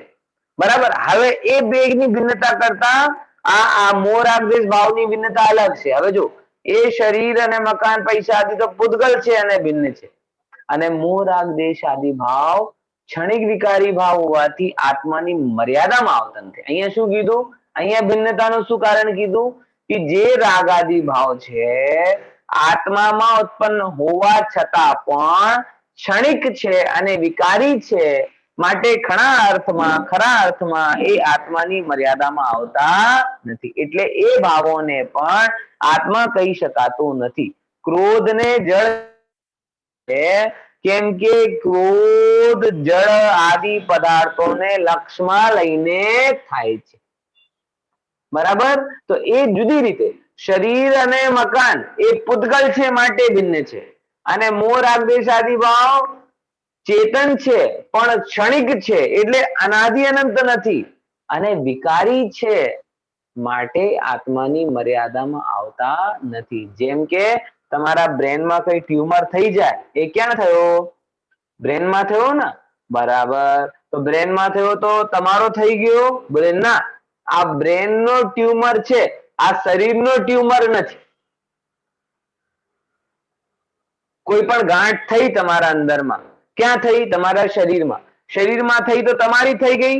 બોલે ના, તમારો રો મટીરિયલ વાપર્યો, તમારા ખાનપાનથી, તમારા હાડકાથી, તમારા માંસ મજ્જાથી ગાંઠ બનેલી, પણ એવા હોવા છતાં પણ એ તમારી નથી. ઘણા લોકોને તો જન્મથી ગાંઠ હોય, અને ડોક્ટર કે અત્યારે નહીં, 18 વર્ષનું થાય ત્યારે કાઢીશું. એટલે 18 વર્ષ સુધી એના શરીરમાં રહે, પણ એ કહે છે હોવા છતાં પણ વિકારને લીધે આત્માનો સ્વભાવ નથી. ખ્યાલમાં આવે છે કે નહીં? એમ જ રાગાદી ભાવ આત્મામાં હોવા છતાં પણ વિકાર અને ક્ષણિકતાને લીધે આત્માનો સ્વભાવ નથી. અને આટલું જ નહીં, પરલક્ષી જ્ઞાનનો અલ્પ વિકાસ એટલે મતિશુદ્ધ જ્ઞાન અને પરિપૂર્ણ જ્ઞાન સ્વભાવી આત્માનું જ્ઞાન કરાવવામાં સમર્થ નથી. એટલે મતિશુદ્ધ જ્ઞાન એ પણ ક્ષણવર્તી પર્યાય છે, એ આત્માનું જ્ઞાન કરાવવું નથી.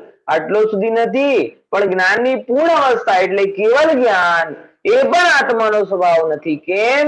કેમ કે કેવલ જ્ઞાન તો એક ક્ષણવર્તી છે, અને હું ત્રિકાલી છું.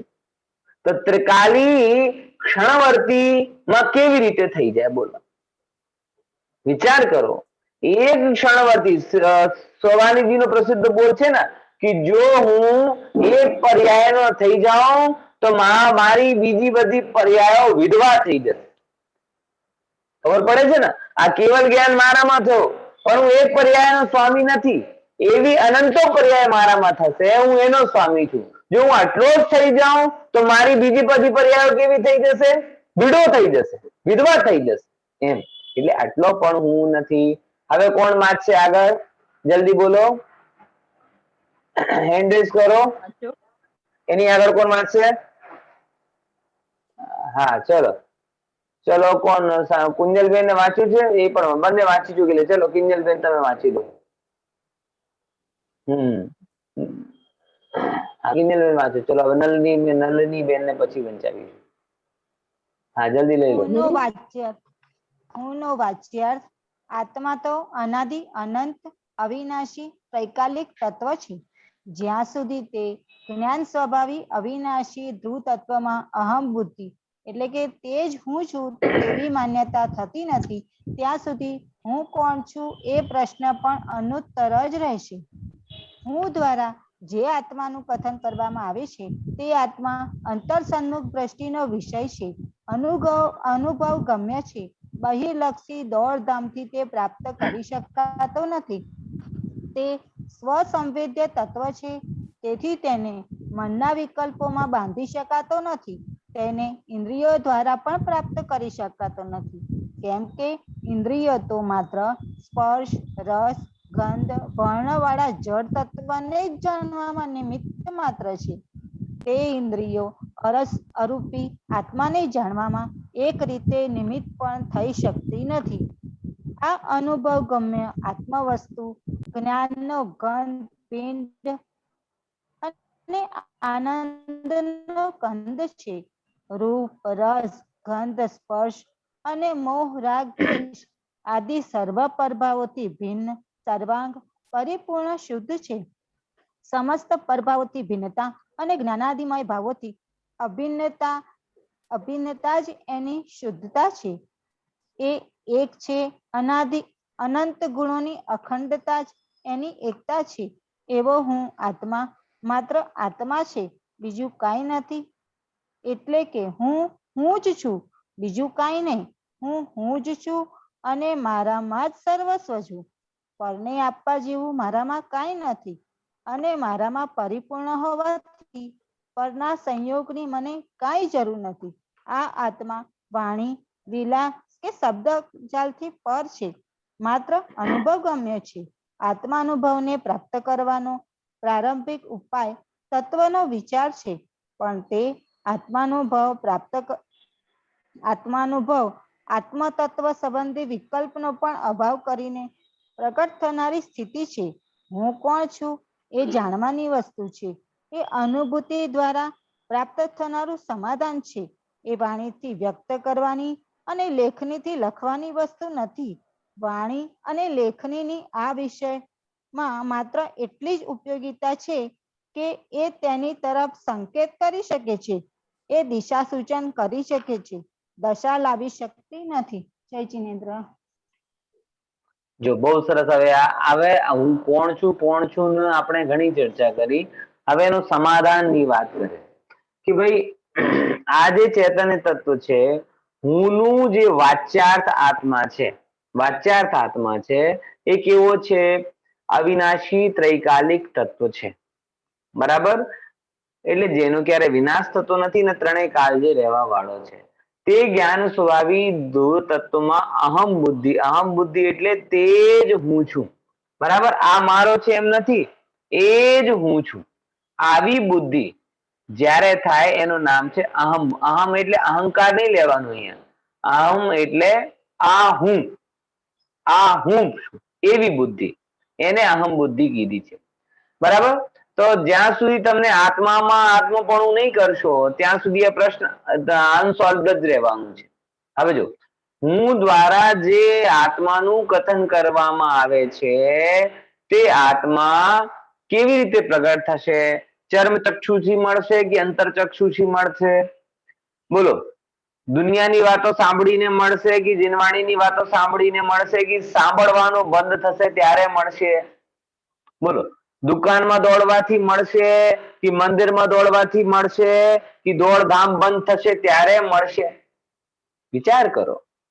પાણીમાં જો તમને તમારો પ્રતિબિંબ જોવું હોય, પાણીમાં તમને જો તમારો પ્રતિબિંબ જોવું હોય તો તમને શું કરવું પડશે?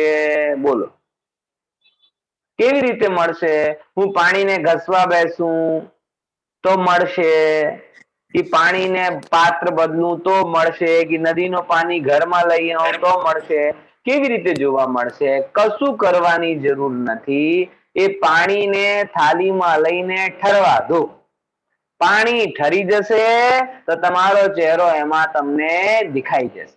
બીજું કઈ કરવા જશો તો કામ બનશે કે બગડશે? મને આટલું કહો. બોલો. કઈ પણ કરવા જશો પાણીમાં, પોતાનો રિફ્લેક્શન જોવું હોય, પોતાનો મિરર ઇમેજ જોવી હોય તો પાણીમાં તમને શું કરવું પડશે? જે કરવા છો એના કામ બનશે કે બગડશે? બગડશે. બરાબર? એટલા માટે અહીંયા કહું છું કે તમને તમારું અવાજ બરાબર નથી આવતો કે શું છે? આવે છે બરાબર અવાજ? બ્રેક થાય છે. મારો ચહેરો નથી દેખાતો. હાલો,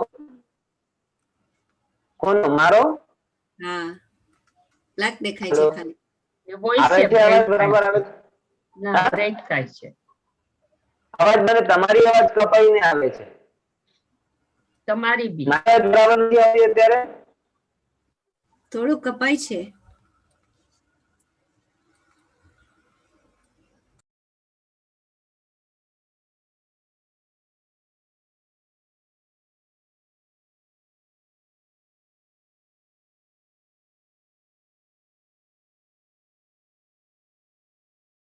કેવલ જ્ઞાન.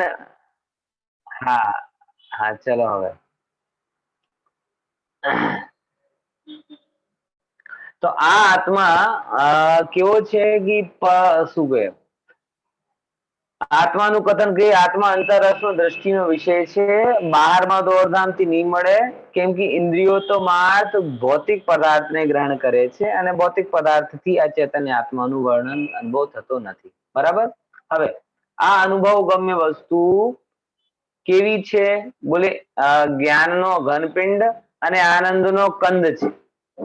રસ, ગંધ, સ્પર્શ અને મૂળ રાગ દેશ આદિ સર્વ પરભાવોથી ભિન્ન સહેજ શુદ્ધ પરિપૂર્ણ વસ્તુ. હવે અહીંયા ભેદ જ્ઞાન કરાયો. અહીંયા કેવી રીતે ભેદ જ્ઞાન કરો કે આ આત્મા બધાથી ભિન્ન પર પદાર્થોથી ભિન્ન ચૈતન્ય આત્મા છે, જે રાગ દેશ આદિ બધી જીતે ભાવોથી ભિન્ન છે. જો બીજું કઈ નથી. હું એટલે હું જ છું, બીજું કઈ નથી. હું જ મારામાં છું, મારાનો સર્વસ્વ છે. હું કોઈના માટે નથી, કોઈ મારામાં નથી. આ આત્મા કોઈ તમારા વાતોના વડાથી મળવાની નથી, માત્ર અનુભવ ગમ્ય છે. અને એ અનુભવ ગમ્ય વસ્તુને પ્રાપ્ત કરવાનો ઉપાય શું છે? તત્વ વિચાર. આ બીજી વાત, તત્વ વિચાર કરતા કરતા આત્મા મળી જશે? બોલે ના. આત્મા જ્યારે તત્વ વિચાર ને પણ ક્રોસ કરશે અને તત્વ વિચાર કરતા કરતા તત્વની અનુભૂતિ સુધી પહોંચશે તો તત્વ વિચાર પણ ગાયબ થઈ જશે. ખ્યાલમાં આવે છે કે નહીં? સમજાય કે નહીં? જેમ કે માખણ રૂપે રહેશે તો ઘી નહીં બને.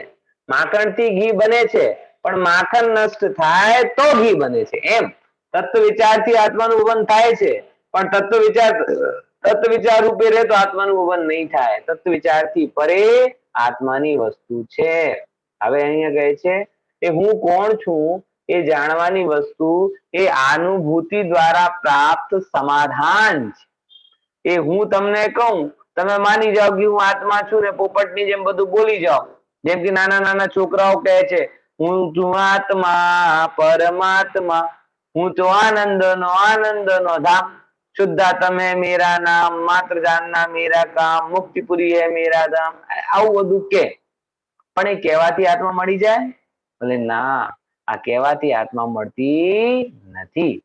બરાબર? હા, તો એ જ અહીંયા કહે છે કે ભાઈ આત્મા શબ્દોથી નહીં મળે. બરાબર? એ કોઈ લેખનીનો વિષય નથી, વાણીનો વિષય નથી. તો પછી તમે પંડિતજી કેમ ભણાવો છો? તો આ લગભગ એવો જ છે કે જેમ કે કાલે બ્લડ મૂન જોયું હશે ને બધાને, પૂર્ણિમાનો હતો 2-3 દિવસ પહેલા. તો જો ચંદ્રમા શેમાંથી બતાવવામાં આવે? આંગળીથી ચંદ્રમા બતાવવામાં આવે. તો જો આંગળી જોવા રહી જશે તો ચંદ્રમા દેખાશે? બોલે ના.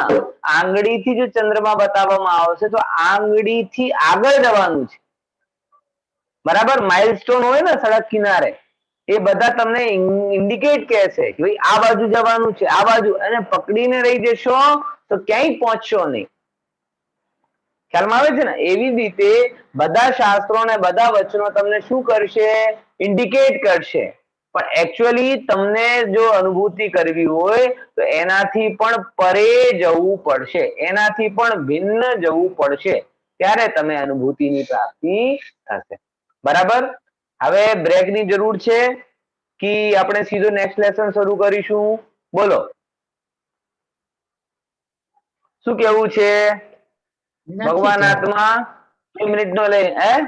ના, નથી જરૂર. કેટલા લોકો બ્રેક ના ફેવરમાં છે અને કેટલો કહે છે કે ના ના અમને બ્રેક નહીં જોતું, કન્ટિન્યુ જોઈએ છે? ચલો, તોય હું 1 મિનિટ માટે મૌન રહું છું, મૌન થાઉં છું. બધા લોકોને કંઈ પણ કાર્ય હોય એ પતાવીને આવો, પછી આપણે આપણું નેક્સ્ટ લેસન છે એ આપણે શરૂ કરીશું.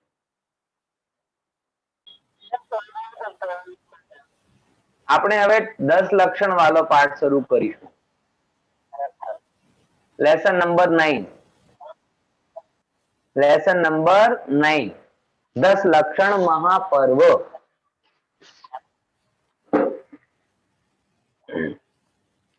બરાબર? 10 લક્ષણ એટલા માટે કે 10 લક્ષણના નામથી લોકોમાં થોડુંક ઉત્સાહ આવી જાય. પણ અહીંયા તો મને દેખાયો નહીં કોઈ ઉત્સાહ ભાઈ પ્રગટ નથી થયા. ઢીલા ઢુસભાઈ વધારે દેખાય છે. ઉત્સાહ વાળા છો કે ઢીલા ઢુસભાઈ છો?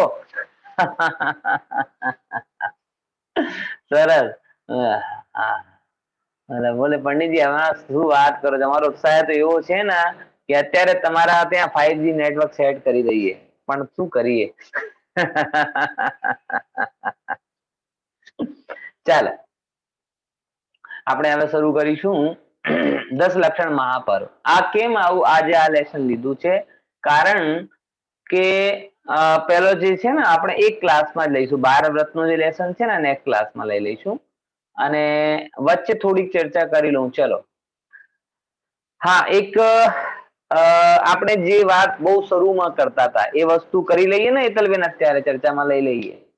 હા, કે આપણે એક ટીમ લીડર વાળી વાત અમે તો અમુક ઘણા સમયથી હેતલબેન બહુ જિમ્મેદારી આપણે બેર કરી રહ્યા છીએ, પણ હવે એમની પણ થોડીક અમુક લિમિટ છે.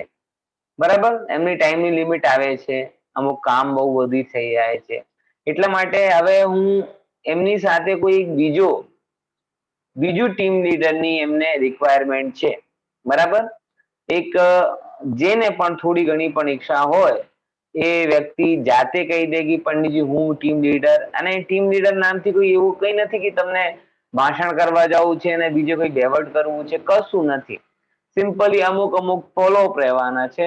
આ કામમાં જેને પણ થોડું ઘણું ઇન્ટરેસ્ટ હોય, ઇન્ટરેસ્ટ તો કોણ બનવા માટે તૈયાર છે? ટીમ લીડર માટે કોણ તૈયાર છે અત્યારે આપણે રૂટીન ક્લાસ માટે?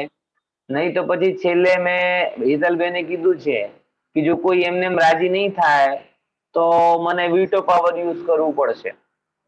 અને વીટો પાવર એટલે શું હોય ખબર છે કે ના ના તમને બનવું જ પડશે. બરાબર, તો વોલેન્ટિયરી જેની પણ થોડી ઘણી ઈચ્છા હોય અત્યારે કઈ વિચારો, અઘરું કામ કઈ નથી, અમુક ફોલોઅપ જ હોય છે, બીજું કશું નથી. અને એક એ યુકે થી સંભાળે છે, તો મારો પર્સનલી એક અભિપ્રાય એ છે કે એક ઇન્ડિયા વાળો હોય ને તો ઇન્ડિયન ટાઈમ ઝોનમાં બધા લોકો જોડે વાત કરી શકે. બરાબર, નેરોબી થી પણ કોઈને જોઈન્ટ થવું તો એ લોકો પણ હેલ્પ કરી શકે. બરાબર, તો અલગ અલગ ટાઈમ ઝોન વાળા ટીમ લીડર હોય ને તો એ લોકલ ના એરિયામાં એ પ્રમાણે પોતપોતાના ટાઈમ પ્રમાણે એ ચેન્જ કરી શું કહેવાય કમ્યુનિકેશન કંઈ કરવું હોય ને તો કરી શકે છે. બરાબર, હવે ઇન્ડિયા વાળો હોય ને યુકે નાથી કોન્ટેક્ટ કરવું પડે તો બે લખી રીતે કહેવાય ને કે 2 કલાક જ આપણે મળે જેમાં તમે વાત કરી શકો. અને ઇન્ડિયાનો હોય તો પછી એવી રીતે થઈ શકે. બરાબર, તો છે અત્યારે કોઈની ઈચ્છા? સહેજ પણ ઈચ્છા પર્સનલી તો પછી મને કેવું પડશે. વિચારજો, ક્લાસ પછી સુધી જણાવશો તો એ ચાલશે. બરાબર, અમુક લોકો છે પ્રતિક પણ બની શકે છે, અમુક તેજસભાઈ પણ છે એ પણ બની શકે છે ઇન્ડિયામાં જોવા જઈએ. પછી ત્યાંથી હિતેનભાઈ પણ એ બની શકે છે બહુ, એ પણ બરાબર છે ને. અમુક લોકો ઉપર હું શું ઘણા આમ તો જે છે કઈ કામ અઘરું છે ને કોઈ પણ બની શકે છે.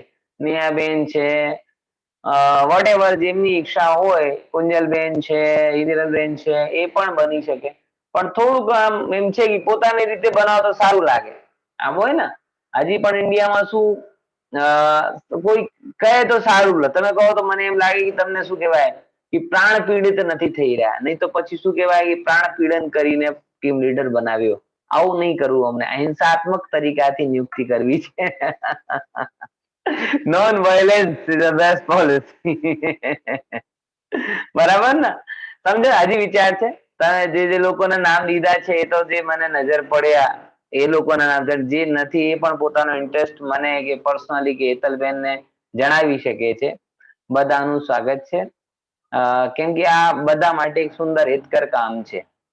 બરાબર ને? ચલી આપણે 10 લક્ષણ પર્વ શરૂ કરીએ. બોલીએ ઉત્તમ સમાધિ 10 લક્ષણ ધર્મનો જય હો. બરાબર ને? હા, 10 લક્ષણ મહાપર્વ. જીનેશ અને વિનોદ બે કેરેક્ટર છે. કોણ બનશે? હિતલબેન, શું કહેવાય, હિરલબેન નો બાર હાથ, નલિનીબેન અને હિરલબેન એ બેનો હાથ આવતો હતો બાર. ચલો, એક જીનેશ બની જશે અને હિરલબેન જીનેશ બનશે અને બીજા નલિનીબેન, બીજો કયો છે કેરેક્ટર? હા, વિનોદ. જીનેશ બનશે હિરલબેન અને વિનોદ બનશે નલિનીબેન. ઓકે, ચલો.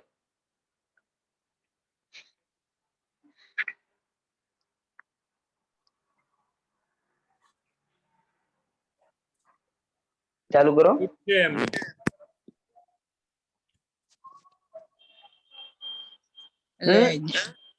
મારો વિનોદ છે ને, તો જીનેશબેન કોણ? જીનેશ છે ને કોઈ? હા, જીનેશ હિરલબેન બનશે અને વિનોદ એક બનશે. હા,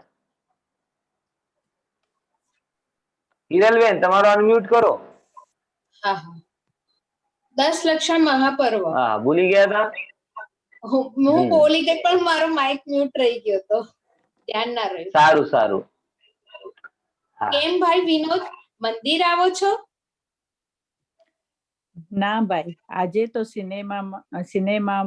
સિનેમામાં જવાનો વિચાર છે. કેમ? લે આવું હોય.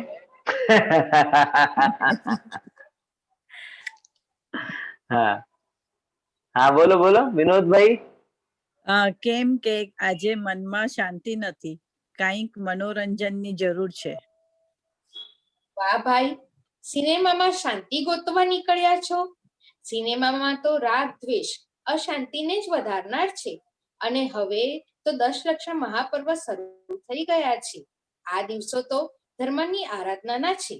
આ દિવસોમાં બધા માણસો આત્મચિંતન, પૂજા પાઠ, વ્રત ઉપવાસ વગેરે કરે છે અને આખો દિવસ સ્વાધ્યાય, તત્વચર્ચા વગેરેમાં પસાર કરે છે.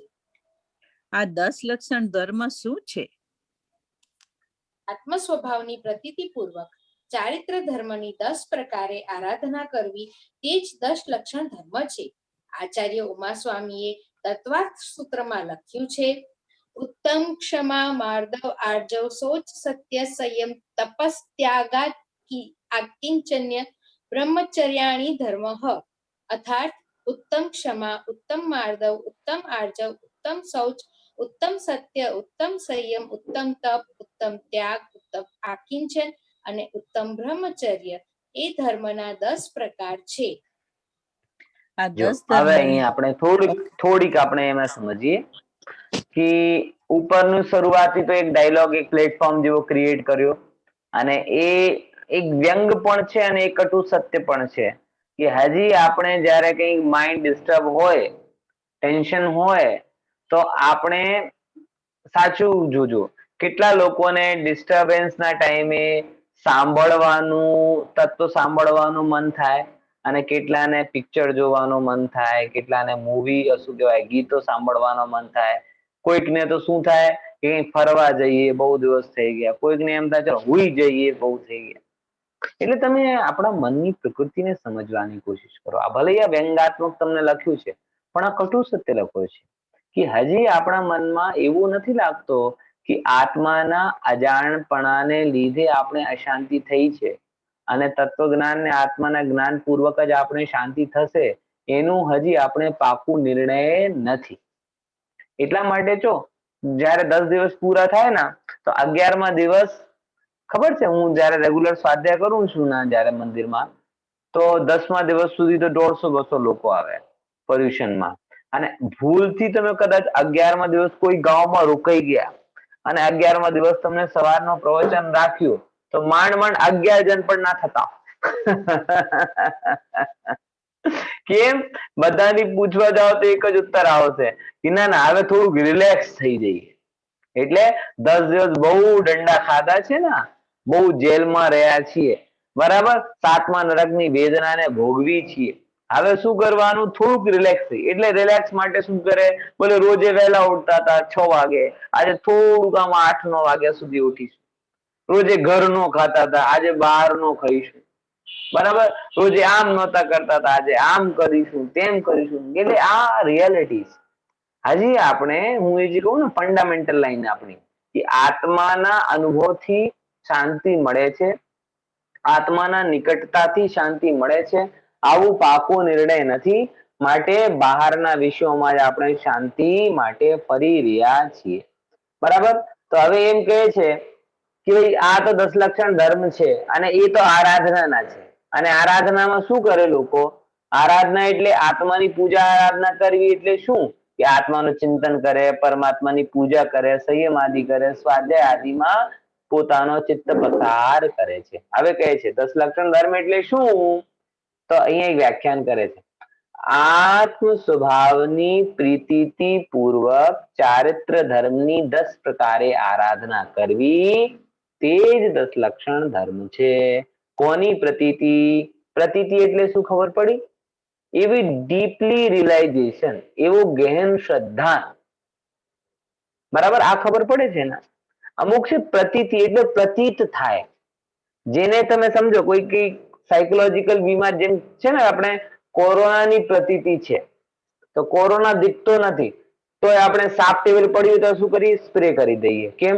કોરોનાની પ્રતીતિ છે, દેખાતો નથી તો પ્રતીત થાય છે. અહીંયા હશે તો કોઈને હાથ અડ્યા ને ફટાફટ શું કરો? હાથ ધોયા. કેમ? દેખાતી નથી વસ્તુ પણ પ્રતીતિમાં છે, કંઈક હશે તો. બરાબર, તો જેમ કોરોનાના જે છે વાયરસ એ દેખાતો નથી પણ આપણે એની પ્રતીતિ પાકી છે, તો ગમે ત્યાં એને ઘસવાનો ને ઓડાડવાનો જ પ્રયાસ કરીએ છીએ. એમ જ્ઞાનીઓને આત્માની પ્રતીતિ હોય છે. ખબર છે ને કે જેમ આ કોરોનાનો વાયરસ દેખાતો નથી તો એના માટે આપણે કેટલી સાવધાની રાખીએ છીએ, એમ જ્ઞાનીઓને આત્મા દેખાતો નથી પણ એ એની અનુભૂતિ માટે સાવધાની રાખે. ખબર પડે છે કે નહીં પડે? કોન્સ્ટન્ટ એની પ્રતીતિમાં આત્મા દેખાય. જેમ કે આપણે અત્યારે ઘણા બહુ હાસ્યાસ્પદ પ્રસંગો છે. અમુક લોકો મારે હમણાં સિલવાની ગયો હતો ને, એક બેન છે જ્યારથી સાંભળ્યું છે ને હાથમાં સ્પ્રે લઈને જ બેઠે છે. કોઈ પણ જાય એ જગ્યા, કોઈ પણ આવીને પછી બધી જગ્યાએ સ્પ્રે સ્પ્રે સ્પ્રે સ્પ્રે કરે. કોઈને આ મળે તો સ્પ્રે, એમ બેઠે તો સ્પ્રે. એટલે બધી જગ્યાએ એને શું દેખાય છે? કોરોનાની પ્રતીતિ થાય અને છેવટે તો થઈ ગયો.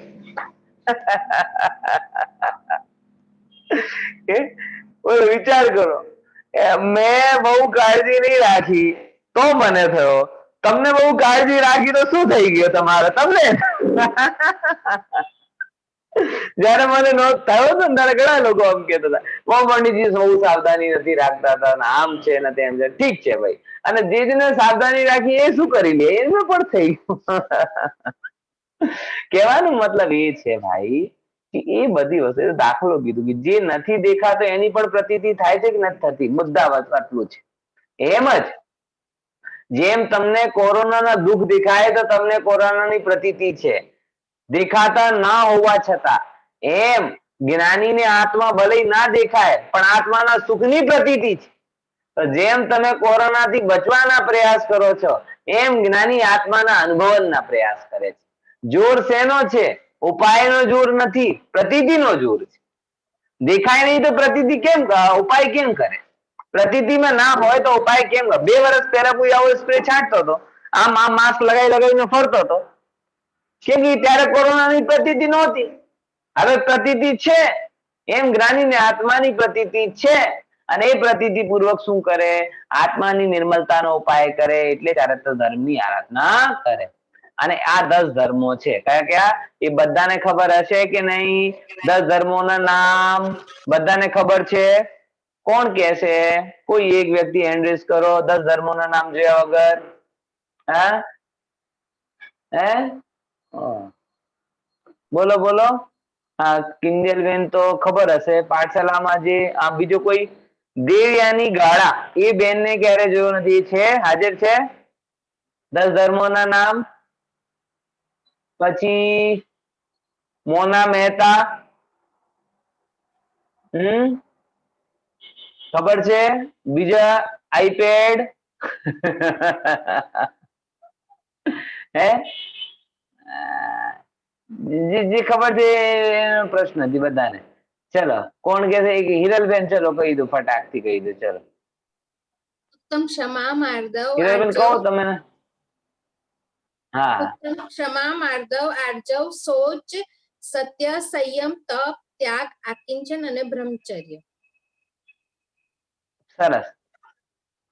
એટલે નેટવર્ક મારો જ નથી ઉડ્યો, બાકી ઘણા લોકોનો પણ નેટવર્ક ઉડી ગયો છે. એવી ખબર થાય છે. કેમ કે જેને નામ જ દેખાય બાકી કઈ હમણાં નહીં, જવાબ ના આવે તો શું સમજી લેવાનું કે આ ભાઈ નું નેટવર્ક ઉડી ગયો છે એમ. બરાબર, એ સાંભળે તો છે પણ નેટવર્ક ઉડી ગયો છે માટે અવાજ નથી આવતી. ચલો આગળ આપણે લઈશું. ચલો પડો આગળનું વાંચો. આગળનું વિનોદભાઈ બોલો. Hello, sorry. હિરલબેન છો? હા, આ 10 હા, હા, ધર્મોની થોડી હા, હા, સ્પષ્ટતા જયેશભાઈ. કરીને સમજાવી શકશો? કેમ નહીં? સાંભળો. અનંતાનુબંધી આદિ 3 કષાયના અભાવમાં જ્ઞાની મુનિવરોને જે વિશિષ્ટ ચારિત્રની શુદ્ધ પરિણતિ થાય છે, નિશ્ચયથી તેને ઉત્તમ ક્ષમા, માર્દવ વગેરે 10 ધર્મ કહે છે.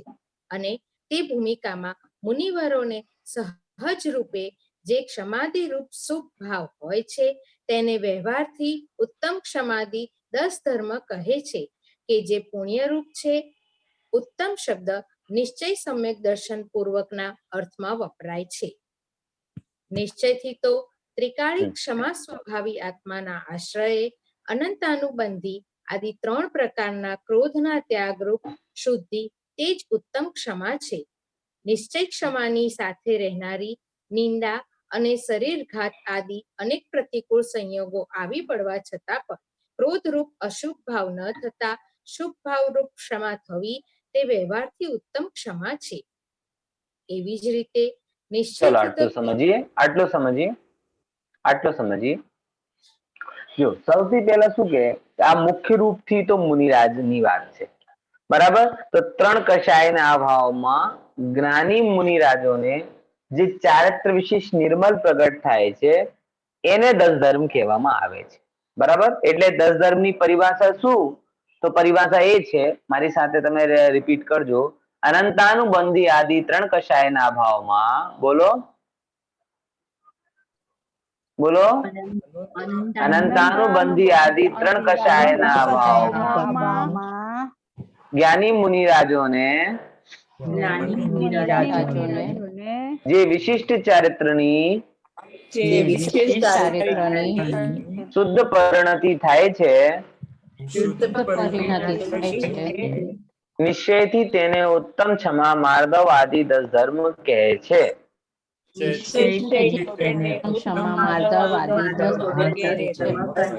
તે ખબર પડી ગઈ કે 3 કષાયના અભાવમાં જે નિર્મલતા પ્રગટ થઈ એ નિશ્ચયથી 10 ધર્મ છે. અને પછી હવે વ્યવહારની વાત આવે. તે ભૂમિકામાં મુનિરાજોને સહેજ રૂપે જે સમાધિ ભાવ હોય, એટલે તમે સમજો કે અંદરમાં તમારી લોટરી લાગી હોય, બરાબર, તો તમને બહારમાં પ્રસન્નતા દેખાશે કે નહીં દેખાશે? તમારા અકાઉન્ટમાં કરોડ રૂપિયા આવ્યા હોય તો તમારું હાલ ચાલ, આ કરોડપતિ રિક્ષા વાળો એક્ઝામ્પલ છે ને, કે આ જેમ એને અકાઉન્ટમાં પૈસા આવ્યા એમ એનો વિચાર બદલી ગયો, વ્યવહાર બદલી ગયો, બધું બદલી જાય કે નહીં જાય? બોલો. એમ તમારા અંદરમાં 3 કષાય ચોકડીના અભાવ પૂર્વક શુદ્ધતા પ્રગટ થઈ હોય તો તમારા શુભ વિચારો પણ તમારા અંદરમાં શુભ વિચારો પણ આવા જ લાગે. તમે વિચાર કરો, કોઈ પ્રત્યે ક્રોધ કરશો તમે? તમારે આમ વિચારો, તમે સહેજ તમે થોડુંક કરશો, જે ક્ષણ તમે અંદરમાં પ્રસન્ન રહો ને એ દિવસે કોઈ ઓફિસમાં ગડબડ કામ કરે ને તો તમે એની જોડે શાંતિથી વાત કરો. અને જે દિવસે તમારા અંદરમાં પ્રસન્નતા ના હોય એ દિવસે કોઈ સારો કામ કરીને પણ આવ્યો હોય ને તો તમે એના વાંધા અચકા કાઢો. હોય છે કે નથી હોતું એવું? જે દિવસે તમારો મન પ્રસન્ન હોય, રસોઈ ખરાબ પણ બની હોય ને તમે પ્રેમથી ખાઈ લો છો. અને જે દિવસે તમારા અંદરમાં આકુલતા ચાલતી હોય, કોઈ 56 ભોગ પણ બનાવે, આ શું બનાવ્યો છે? ભંગાર બનાવ્યો છે. એટલે તમારા અંદરનું ઇફેક્ટ તમારા બહારમાં થાય જ, બરાબર ને? ખ્યાલમાં આવે છે કે? એવી રીતે 3 કષાય ચોકડીના અભાવ થઈ ગયો મુનિરાજોને તો અંદરમાં શુદ્ધતા પ્રગટ થઈ. અને જ્યારે અંદરમાં શુદ્ધતા પ્રગટ થાય તો બહારમાં શું થશે? બોલે બહારમાં પણ એનો ઇફેક્ટ દેખાશે. અને ઇફેક્ટ કેવો દેખાશે? તો શુભ ભાવરૂપ દેખાશે. અને શુભ ભાવમાં શું થાય? તો મુનિરાજોને ક્ષમા ભાવ રહેશે, બરાબર, માર્દવ મૃદુતા રહેશે, સરળતા રહેશે, નિર્લોભતા રહેશે, સત્યપણું રહેશે. એમ તો 10 ધર્મ આવી શુભ રીતે પ્રગટ થાય. અહીંયા ઉત્તમ શબ્દ શેના અર્થમાં વપરાયો છે? નિશ્ચય સમ્યક દર્શન પૂર્વકના અર્થમાં ઉત્તમ શબ્દ વપરાયો છે. એટલે આપણું જે 10 ધર્મનું પાલન છે ને એ 10 ધર્મનું પાલન છે. આપણી ક્ષમા હોય છે. ઉત્તમ ક્ષમા કોની હોય? મુનિરાજોની હોય છે, બરાબર. કેમ કે આપણી ક્ષમા માત્ર એક અગર હોય તો થોડી ઘણી પણ હોય, પણ મુનિરાજોની 3 કષાય ચોકડીને હવા વાળી હોય એટલે એમની ક્ષમા ઉત્તમ ક્ષમા હોય છે. હવે 10 ધર્મની ચર્ચા આપણે એક એક કરીને કરીશું. કોણ કરશે? હવે બીજું કોણ વાંચશે? વાંચન કોણ કરશે એની આગળ? બે લોકો જલ્દી બોલો. હા, કુંજલબેન. બીજો હેન્ડ રેઝ કરો. હા, કુંજલબેન ને કર્યો. બીજું કોણ છે? ચલો, મીનાબેન. તો કુંજલબેન દિનેશ નો પાઠ કરશે અને વિનોદ નો કરશે પહેલા. શું કહેવાય? મીનાબેન. ઓકે, એક જ છે. પહેલા કુંજલબેન નું જ કેરેક્ટર વધારે છે. તમે લઈ લો, પછી જો આવે તો વાંચશે. હા, કુંજલબેન વાંચો. નિશ્ચયથી તો નિશ્ચયથી તો ત્રિકાળી સમા સ્વભાવી આત્માના આશ્રયે અનંતાનુબંધી આદિ 3 પ્રકારના ક્રોધના ત્યાગરૂપ શુદ્ધિ તે જ ઉત્તમ ક્ષમા છે. નિશ્ચય ક્ષમાની સાથે રહેનારી નિંદા અને શરીરઘાત આદિ અનેક પ્રતિકૂળ સંયોગો આવી પડવા છતાં પણ ક્રોધરૂપ અશુભ ભાવ ન થતા શુભ ભાવરૂપ ક્ષમા થવી તે વ્યવહારથી ઉત્તમ ક્ષમા છે. એવી જ રીતે નિશ્ચયથી તો ત્રિકાળી માર્દવ સ્વભાવી આત્માના આશ્રયે અનંતાનુબંધી આદિ 3 પ્રકારના માનના ત્યાગરૂપ શુદ્ધિ તે ઉત્તમ માર્દવ ધર્મ છે. તથા નિશ્ચય માર્દવની સાથે રહેનાર જાતિ આદિના લક્ષે ઉત્પન્ન 8 મદરૂપ અશુભ ભાવ ન થતા નિર્ભિમાન રૂપ શુભ ભાવ થવો તે વ્યવહારથી ઉત્તમ માર્દવ ધર્મ છે. જો હવે અહીંયા વાત કરીએ આપણે ને. એક સેકન્ડ, પેલો ઉત્તમ ક્ષમા માર્દવ 2 દિવસનું 5 મિનિટમાં પતાવી દઈએ. આમ પર્યુષણ હોય તો 2 દિવસ ઉપર 2 દિવસ વ્યાખ્યાન હોય, પણ આપણે અહીંયા 2 દિવસનું 5 દિવસમાં. જો મોટા ભાગે બધી વસ્તુ તમને ખબર હશે કે નિશ્ચયથી ક્ષમા સ્વભાવી આત્માના આશ્રયથી અનંતાનુબંધી આદિ 3 પ્રકારના ક્રોધના ત્યાગરૂપ શુદ્ધિ તે ઉત્તમ ક્ષમા છે. એટલે આ નિશ્ચયની પરિભાષા ઓલમોસ્ટ સેમ રહેશે. ત્રિકાળી સ્વભાવના આશ્રયથી 3 પ્રકારના કષાય ચોકડીના અભાવ, એ જ કોમન લાઈન રહેશે. હવે આ પછી વ્યવહારમાં શું થાય? તો વ્યવહારમાં બતાવે છે નિંદા કોઈ તમારી કરે, શરીરને મારે, આવા પ્રતિકૂળ જેવા સંયોગોમાં તમને અશુભ ભાવ થઈ શકે છે. એવા સંયોગોમાં અશુભ ભાવ ના કરવું અને સહેજ સુભાવ રૂપ રહેવું એ વ્યવહારથી ઉત્તમ ક્ષમા છે. ડન. બીજા નંબરની માર્દવ. માર્દવની પરિભાષા કોમન, આત્મ સ્વભાવ નિશ્ચયવાળી, આત્મ સ્વભાવના આશ્રયથી શુદ્ધિ, માનના ત્યાગરૂપ શુદ્ધિ માર્દવ. વ્યવહારથી શું છે?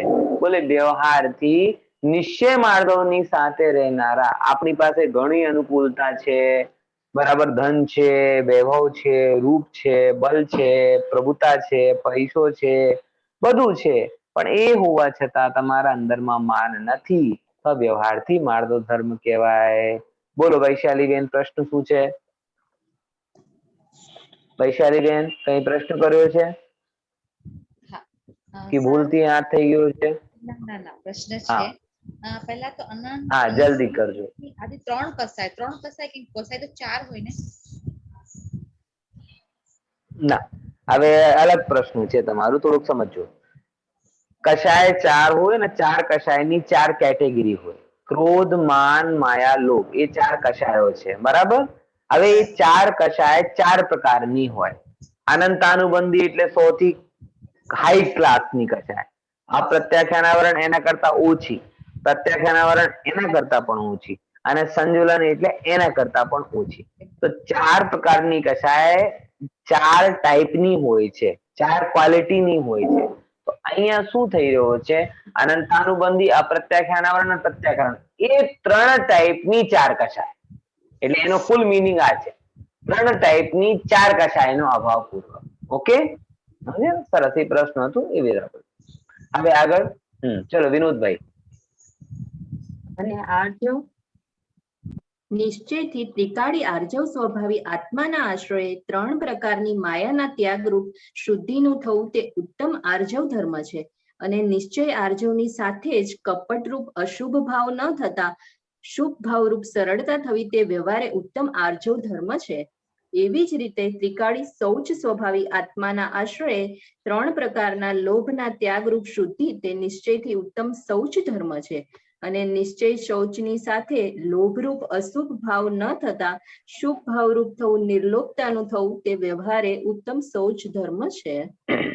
જો હવે શું કે અહીંયા कि आर्जव सरलता અને સરળતાની વિરુદ્ધ કશાય કઈ છે બોલે કપટ એટલે માયાચારી તો નિશ્ચયથી શું હોય કે આર્જવ સ્વભાવી આત્માના આશ્રયથી ત્રણ પ્રકારની માયાના ત્યાગરૂપ શુદ્ધિ થવી અનિશ્ચય આર્જવ અને એની સાથે અશુભ ભાવ ન થતા શુભ ભાવરૂપ સરળતા થવી એવું નથી કે મુનિરાજો કપટ કરે જેમ આપણે કરે ઘરમાં ગમે તેટલા શું કહેવાય દુષ્પરિણામ કોઈના પ્રત્યે હોય પણ એને જોઈને સ્માઇલ આપી દઈએ એમને જો આમ કપટ કરી કરીને પોતાનો કામ કરાવી લઈએ તારીફ કરી કરીને પોતાના બટરિંગ થી કે કઈ કઈ કઈ કઈને આ બધું કપટનું પરિણામ વક્રતાના પરિણામ ના થવા સીધા સરળ બાળકની જેમ કે બાળકમાં આવી કપટ નથી હોતો ને આમ કહેવાય છે ને છોકરાને કે છોકરાના પિતાજી છોકરાને કહે કોઈ મળવા આવે તો કહી દો કે પાપા ઘરમાં નથી તો છોકરો શું કહે કે પાપા કહે છે કે પાપા ઘરમાં નથી એટલે આવી સરળતા હોય બરાબર ખ્યાલમાં આવે છે કે નહીં તો આવું જેને કોઈ વક્રતા નથી બસ ઠીક છે જેવું છે એવું બાળકવત સરળતા હસવાનું મન થયું તો હસી દીધું કઈ ને કોઈ પ્રત્યે કોઈ મનમાં ભાવ આવ્યો કે નહીં ભાઈ તમારું કામ સારું નથી તો કહી દીધું પણ અંદરમાં કઈ વિકાર ના હોય આવી સરળતાના ભાવ જે કહેવાય આ આર્જવ ધર્મના ગુણધર્મ છે બરાબર પછી લોભની વાત આવે એટલે ચોથા નંબરનો ધર્મ આવે શૌચ ધર્મ અહીંયા આવે જો શું કે શૌચ સ્વભાવી આત્માના આશ્રયથી ત્રણ પ્રકારના લોભના ત્યાગરૂપ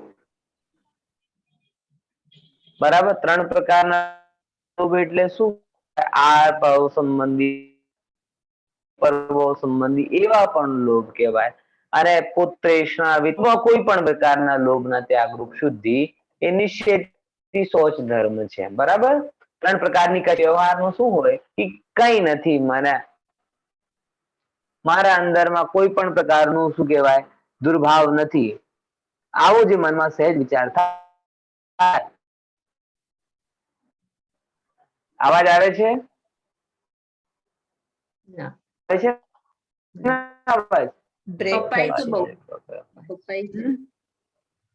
બહુ કપાય છે હો પ્રભુ હવે તમે લોકો ક્ષમા ધારણ કરો કેમ કે એ કપટ કરે છે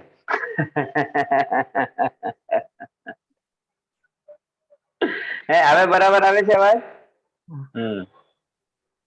ઠીક છે ચાલશે ચલો એક કામ કરો હા આવે છે ને બરાબર ચલો એટલે નિર્લોભ હા આવે છે ને સરસ તો કોઈ પણ પ્રકારની લોભના પરિણામ ના થવું એ ઉત્તમ શૌચ ધર્મ છે કઈ પણ જાતની ઈચ્છા ના થવી એ ઉત્તમ શૌચ ધર્મ છે આગળ લો વિનોદ અને દિનેશ અને સત્ય બોલવું એ તો સત્ય ધર્મ છે જ અરે ભાઈ વાણી તો પૂતગલની પર્યાય છે તેમાં ધર્મ કેવો ત્રિકાળી જ્ઞાન સ્વભાવી આત્માના આશ્રય જે ત્રણ કશાયના અભાવરૂપ શુદ્ધ પરિણતિ છે તે જ નિશ્ચયથી ઉત્તમ સત્ય ધર્મ છે અને નિશ્ચય સત્ય ધર્મની સાથે રહેનાર સત્ય વચન બોલવા રૂપ શુભ ભાવ તે વ્યવહારે ઉત્તમ સત્ય ધર્મ છે એવી જ રીતે ત્રિકાળી સંયમ સ્વભાવી આત્માના આશ્રય થતી ત્રણ કશાયના અભાવરૂપ શુદ્ધ પરિણતિ તે નિશ્ચયથી ઉત્તમ સંયમ ધર્મ છે અને નિશ્ચય સંયમની સાથે રહેનારી મુનિની ભૂમિકા અનુસાર હિંસાદિથી પૂર્ણ વિરતિ અને ઇન્દ્રિય નિગ્રહ તે વ્યવહારે ઉત્તમ સંયમ ધર્મ છે હવે બહુ સુંદર પ્રશ્ન કર્યો એટલે લોકોને સત્ય કેવો લાગે કે સત્ય બોલી દેવું એટલે સત્ય થઈ ગયો એટલે બોલવાનો નામ સત્ય છે તો અહીંયા એમ કે છે ભાઈ વાણી તો પૂતગલની પર્યાય હવે પૂતગલમાં તો સ્પર્શ ગંધવર્ણ ધર્મ હોય સત્ય ધર્મ ક્યાંથી હોય એટલે લોકો એમ માને કે સત્ય બોલવું એટલે સત્ય ધર્મ બોલે ના સત સ્વભાવી આત્માના આશ્રય જે શુદ્ધ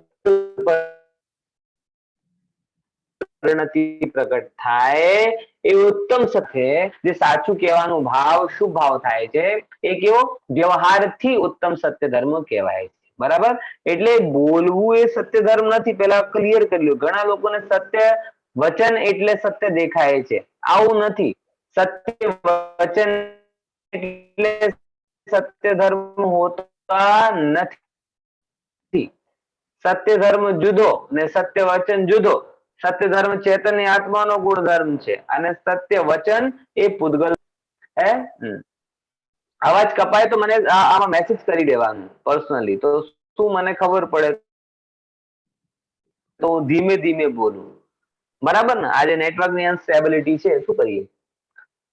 હા, હવે પછી શું કે સંયમ ધર્મ કોને કહેવાય? તો સંયમ સ્વભાવી આત્માના આશ્રયથી જે શુદ્ધ પરિણતિ નિશ્ચય સંયમ ધર્મ, અને નિશ્ચય સંયમ સાથે રહેનારી મુનિની ભૂમિકા અનુસાર હિંસાદિથી પૂર્ણ વિરતિ અને ઇન્દ્રિય નિગ્રહ તે વ્યવહારે ઉત્તમ સંયમ, કે મુનિરાજ કેવો સંયમ પાલન કરે કે એક પણ જીવનું ઘાત એ કરતા નથી અને એક પણ ઇન્દ્રિય વિષયમાંથી પ્રવર્તન કરતા. ઇન્દ્રિય નિગ્રહ એટલે 5 ઇન્દ્રિયને વિષયોમાં પ્રવર્તન નહીં કરવું. ઇન્દ્રિયના નિગ્રહ કરવું એટલે વિષયોનો ત્યાગ કરવું, એ વ્યવહારથી ઉત્તમ સંયમ ધર્મ છે, બરાબર? હા, વિનોદભાઈ, બહુ આનંદ આવી ગયો વિનોદભાઈ. તો વિનોદભાઈ શું કહે છે? આનંદ થઈને. ભાઈ, તમે તો ઘણું સારું સમજાવો છો. સમય હોય તો થોડું વિસ્તારથી કહો ને. અત્યારે સમય ઓછો છે, પ્રવચનનો સમય થઈ ગયો છે. દરરોજ સાંજે સાચી વાત, સાચી વાત. દરરોજ સાંજે આજ 10 ધર્મો ઉપર પ્રવચન થાય છે, માટે વિસ્તારથી ત્યાં સાંભળજો. હજી બાકી રહેલા તપ, ત્યાગ વગેરે વિશે પણ સંક્ષેપમાં બતાવવાનું છે. ત્રિકાળી જ્ઞાન સ્વભાવી આત્માના આશ્રય 3 કષાયના અભાવરૂપ શુદ્ધ નિશ્ચયથી ઉત્તમ તપ ધર્મ છે, તથા તેની સાથે રહેનાર અંશનાદિ સંબંધી શુભ ભાવ તે વ્યવહારે ઉત્તમ તપ ધર્મ છે. ત્રિકાળી જ્ઞાન સ્વભાવી આત્માના આશ્રય 3 કષાયના અભાવરૂપ શુદ્ધ નિશ્ચયથી ઉત્તમ ત્યાગ ધર્મ છે, અને તેની સાથે રહેનાર યોગ્ય પાત્રોને દાનાદિ આપવાના શુભ ભાવ તે વ્યવહારે ઉત્તમ ત્યાગ ધર્મ છે. એવી જ રીતે ત્રિકાળી જ્ઞાન સ્વભાવી આત્માના આશ્રય 3 કષાયના અભાવરૂપ શુદ્ધ નિશ્ચયથી ઉત્તમ આકિંચન ધર્મ છે, અને તેની સાથે રહેનાર પરિગ્રહના ત્યાગરૂપ શુભ ભાવ તે વ્યવહારે ઉત્તમ આકિંચન ધર્મ છે. આનંદ સ્વભાવી પરમ બ્રહ્મ ત્રિકાળી આત્મામાં ચરવું, રમવું અર્થાત લીન થવારૂપ શુદ્ધિ તે નિશ્ચયથી ઉત્તમ બ્રહ્મચર્ય ધર્મ છે, અને તેની સાથે રહેનાર શ્રી સંગમાદિના ત્યાગરૂપ શુભ ભાવ તે વ્યવહારે ઉત્તમ બ્રહ્મચર્ય ધર્મ છે. સર, હવે જો આમાં બાકીના કયા કયા ધર્મ રહી ગયા? પહેલા નંબર તો પેલા ભાઈએ બહુ આનંદ આવી ગયો, મજા તમને પણ આવ્યો હશે એવું વિચાર કરું છું. નહીં આવ્યો હોય તો હું કઈ કરી શકતો નથી, લાવવું હોય તો લાવો. હવે એમ કહે છે તપની વાત થઈ ગઈ, હવે ત્યાગની વાત આવે. તો સોરી, તપની રહી ગઈ હતી ને, સંયમ સુધી આવી ગઈ. તો ત્રિકાળી જ્ઞાન સ્વભાવી આત્માના આશ્રયે 3 કષાયના અભાવ રૂપ શુદ્ધ નિશ્ચયથી ઉત્તમ, એટલે નિશ્ચયની પરિભાષામાં તો કઈ પ્રોબ્લેમ છે જ નહીં. આત્માનું આશ્રય લેવાનું, પછી જે પરિણતિ આનંદ શુદ્ધ પરિણતિ આવે એને ભોગવાનું, એનું નામ નિશ્ચયથી 10 ધર્મ કહેવાય. વ્યવહારમાં અંતર આવે કે એની સાથે રહેનારા અનશનાદિ સંબંધી શુભ ભાવ. અનશન એટલે ઉપવાસ કરવું, ઉનોદર કરવું, રસ પરિત્યાગ કરવું, પ્રાયશ્ચિત વિનય આદિ કરવું, એ શું બધું 12 પ્રકારના તપનું પાલન કરવું, એ વ્યવહારથી તપ ધર્મ છે. 6 પ્રકારના અંતરંગ તપ હોય અને 6 પ્રકારના બહિરંગ.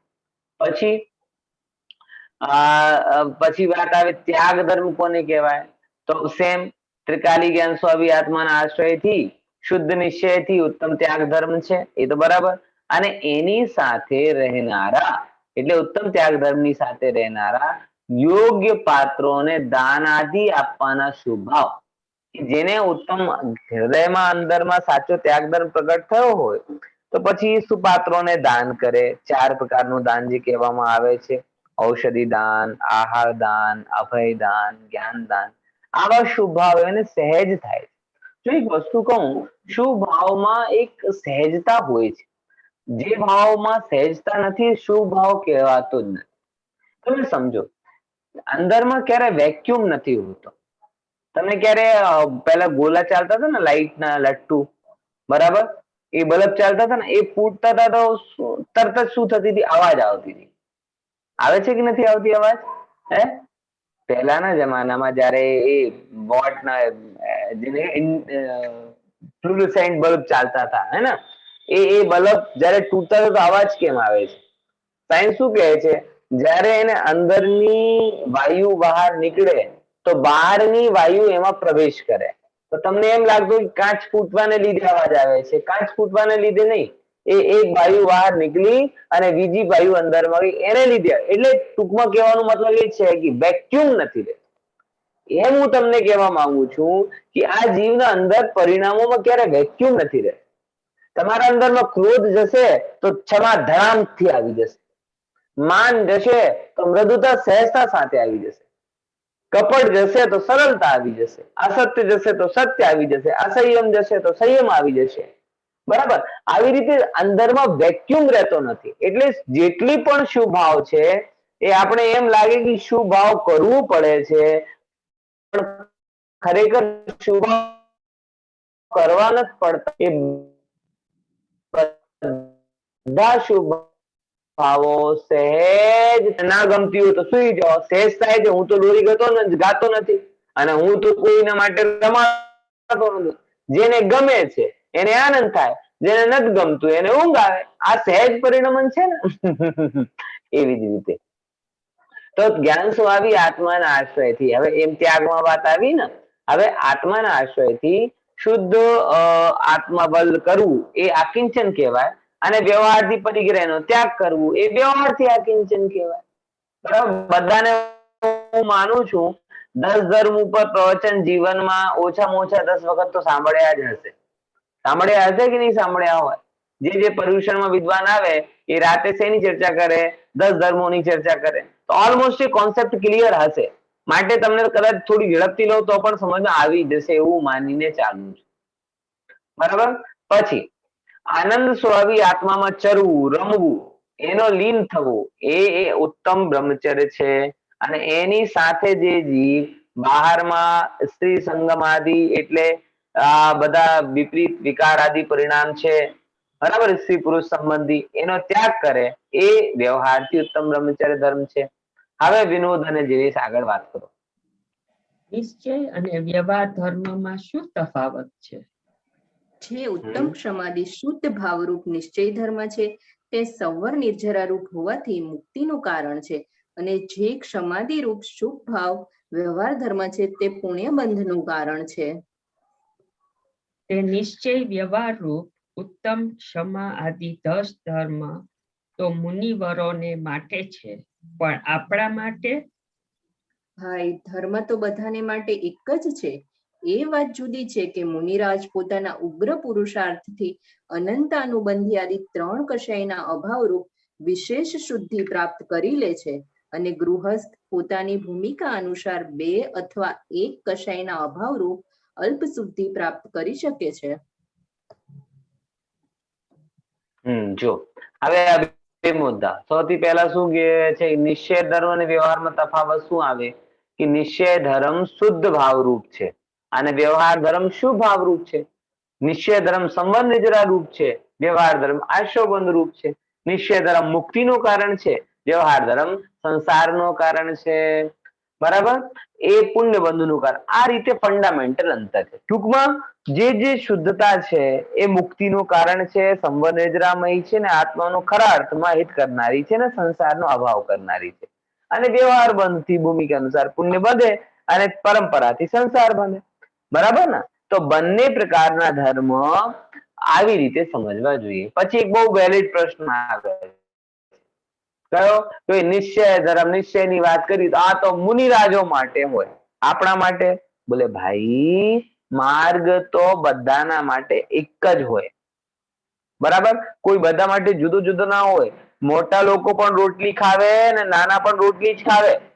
નાના એટલા નાના હોય એટલે કઈ ઘાસ ના ખાવે. બરાબર, મોટા લોકોની કેપેસિટી વધારે હોય તો 5 રોટલી ખાવે, નાનાની કેપેસિટી નથી હોતી તો 2 રોટલી ખાવે, અને ઓર નાનો હોય તો અડધી રોટલી ખાવે, 1 રોટલી ખાવે. પણ એનું એ મતલબ નથી કે નાનો ઘાસ ખાઈ લે, ભૂસા ખાઈ લે, ચારો ખાઈ લે. આવું નથી હોતું.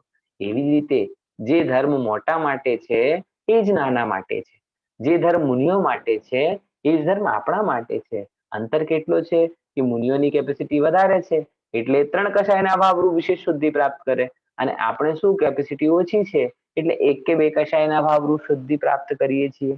બરાબર, તો એ પ્રકારે આ 10 ધર્મની આપણે આજે ચર્ચા કરી. બરાબર, લાઈફ ચેન્જિંગ પ્રેક્ટિકલ એક્ઝામ્પલ જે છે એનું આજે હું પેપર ક્વેશ્ચન રિલીઝ કરી દઈશ, તો તમે બધા લોકો એને રેફર કરી લેજો. હવે જીનવાણી સ્તુતિ પોતાના અંદર બધા કરશે. કોઈ પ્રશ્ન હોય તો પછી ગ્રુપમાં મૂકી દેજો, है ना. जिनवाणी स्तुति. जिनवाणी के ज्ञान से सूझे लो कालो, सोवाणी मस्तके नमो सदा देतो हूँ. बोलिए जिनवाणी मात नो जय हो.